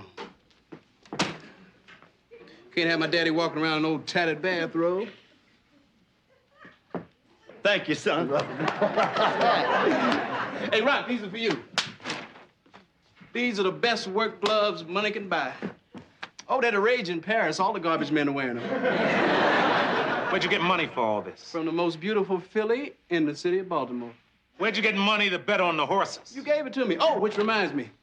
Here's your $20 back. Oh, no, wait a minute. I gave you that money to buy my wife a gift. I can't get no gift for no wonderful lady like Eleanor for no $20, Rock. That'd be insulting. You cried to me for that money, and I almost cried back. And then you go and bet it on a horse? Hey, wait. Now, you're not angry. Wait, Daddy, can you believe this man? Now, Joey, you and Rock are both my sons, so don't go asking me to take sides here. Especially when it's so obvious he's acting like a jackass. Now, you told me you were gonna get Eleanor a gift with that money. You lied to me. I didn't lie, Rock. I got her a gift. I got her a great gift. Now, if I did what I said I was gonna do, how can I be lying? Well, I ain't worked that out yet. Come on, Rock. We got enough bad luck in our lives as it is. Now, a little good luck comes along, we might as well enjoy it, right? Right? Well, maybe you're right. All right. What you get her? Look at this. I got her a brand new, top-of-the-line, state-of-the-art, cable-compatible VCR. VCR? This is a $500 machine. Some guy named Dwayne down the street sold it to me for $75. Can you believe that? I can believe it. Dwayne's a thief. That's stolen property. Hey, that's not our problem, right? Well, anyhow, how you know Dwayne stole it? Maybe he just looted it in some riot. Well, stolen or not stolen ain't the point. How could you get Eleanor a VCR knowing I got her one? What, that old funky thing? Exactly. You go get her this sleek, modern one. You trying to shame me in front of my woman. Of course not, Rock. I figured we say it was from both of us. It was your $20 that made it possible. I don't need nobody to buy me no gift for my wife's birthday. You understand? What's going on here? I'll tell you what's going on. My brother and I comparing gifts we got you for your birthday. Seems like he got you this brand new, top-of-the-line, state-of-the-art, cable-compatible VCR. And I got you this. This.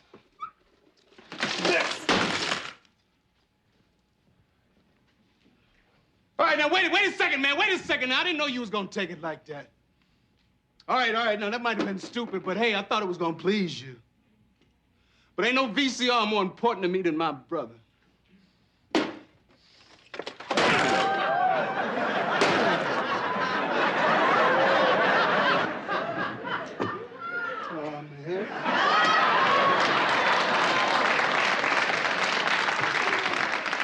I don't exactly follow the logic of what's going on here.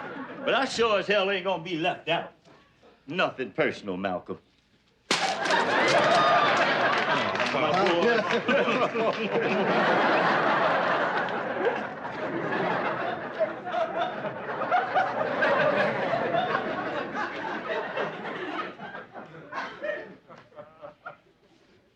Gosh, you really shouldn't have. Listen to me, fool. Next time you want to make some symbolic gesture of fraternal affection, you smash up your own crap. Well, she got a point there, so. And you, did it ever occur to you that when Malcolm X was fighting for the rights of blacks, he was also fighting for the rights of black women? And one of those rights is to have at least one wall in her house without a picture of Malcolm X on it. You saving the best for last, right? Damn right. How long I gotta wait before you give me something somebody else didn't throw out? Sorry. Thought it'd give you a lot of pleasure. I know. It was a very sensible and practical gift. Because we're both sensible, practical people who lead sensible, practical lives. You emptying garbage cans, me emptying bedpans.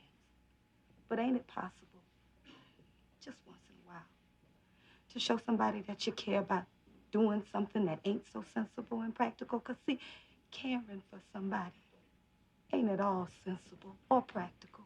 It's a crazy thing to do, crazy. And so to remind somebody you do care about them, from time to time, Rock, you gotta do something that's just a little bit crazy. Otherwise, they forget.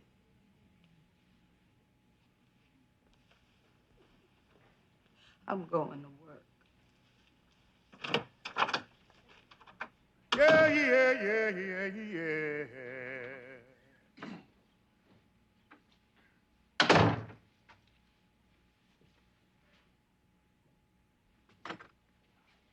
Hi. Hi. Why you up so early? I really wasn't able to sleep. I guess I was a little hard on you last night. No, you were 100% right in everything you said.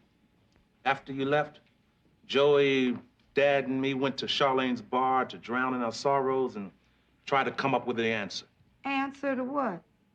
What's the craziest thing I could do to show you how crazy I am about you? Really? Yeah, everybody in the bar was helping out with suggestions. Joey thought I should hire you a gypsy violinist to come and serenade you. Wiz said I should take off work today and fly you to New York to spend a weekend in the most luxurious hotel in town. Daddy said I should hire a pony. A pony?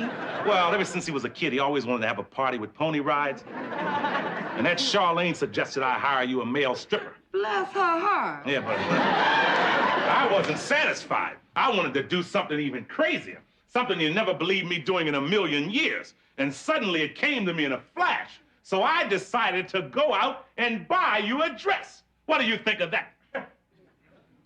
Well, that's nice. But a dress, what's so crazy about that? Well, not just any dress, a designer original from the most exclusive shop on Charles Street. Well, that's really nice. But I still don't quite see why you think that that's so crazy. Eleanor, I bought you a dress from that shop that was not on sale. Not on sale? Rock, you didn't. Yes, I did. Rock, you never bought anything that wasn't on sale in your whole life. I know. It was the weirdest experience I've ever had. Not on sale! Oh, I wish you could have been there. Oh, the sales lady was so nice and helpful. Once I convinced her I wasn't there to rob her, that is. She kept showing me all these great dresses, and I would scratch my chin and consider each one. And then finally, she showed me the dress that I knew would be perfect for you. Oh, not on sale. Not on sale. Oh, Rock. Oh, thank you.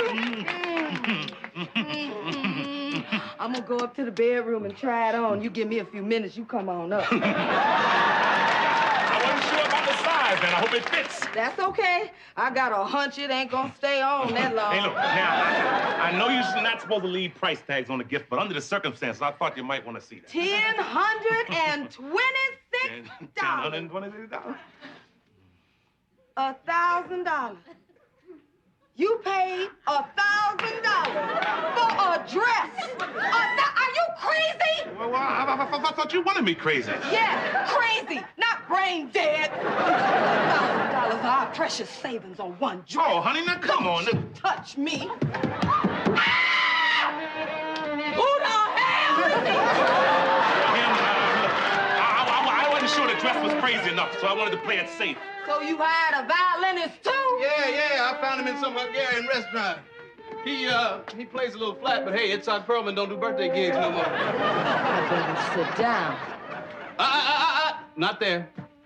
Oh, Daddy. And I went down and picked him out myself. Now, they had another one, black all over, but I didn't want to use your birthday to make no political statement.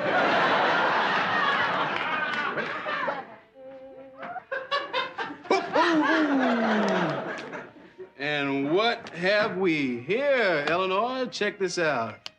In that envelope, I think you'll find 2 plane tickets to Manhattan, reservations for a room at the Plaza Hotel, and 2 tickets to Miss Saigon. I wonder how they got there. I could kill you. Ooh, I think this party just turned ugly. Hey, Daddy, why don't we show Whitey and Zoltan the rest of the neighborhood?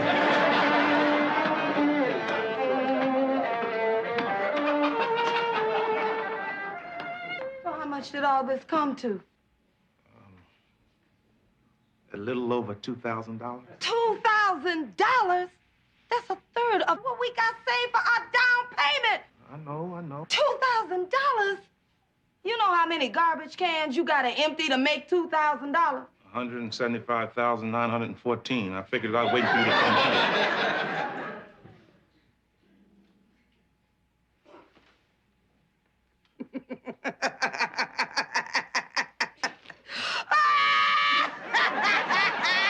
Were you crazy? I hear you laugh like that. I'd empty 1 billion cans of garbage. That's the most beautiful thing anybody ever said to me. Hey, where's that male stripper? You looking at him, baby?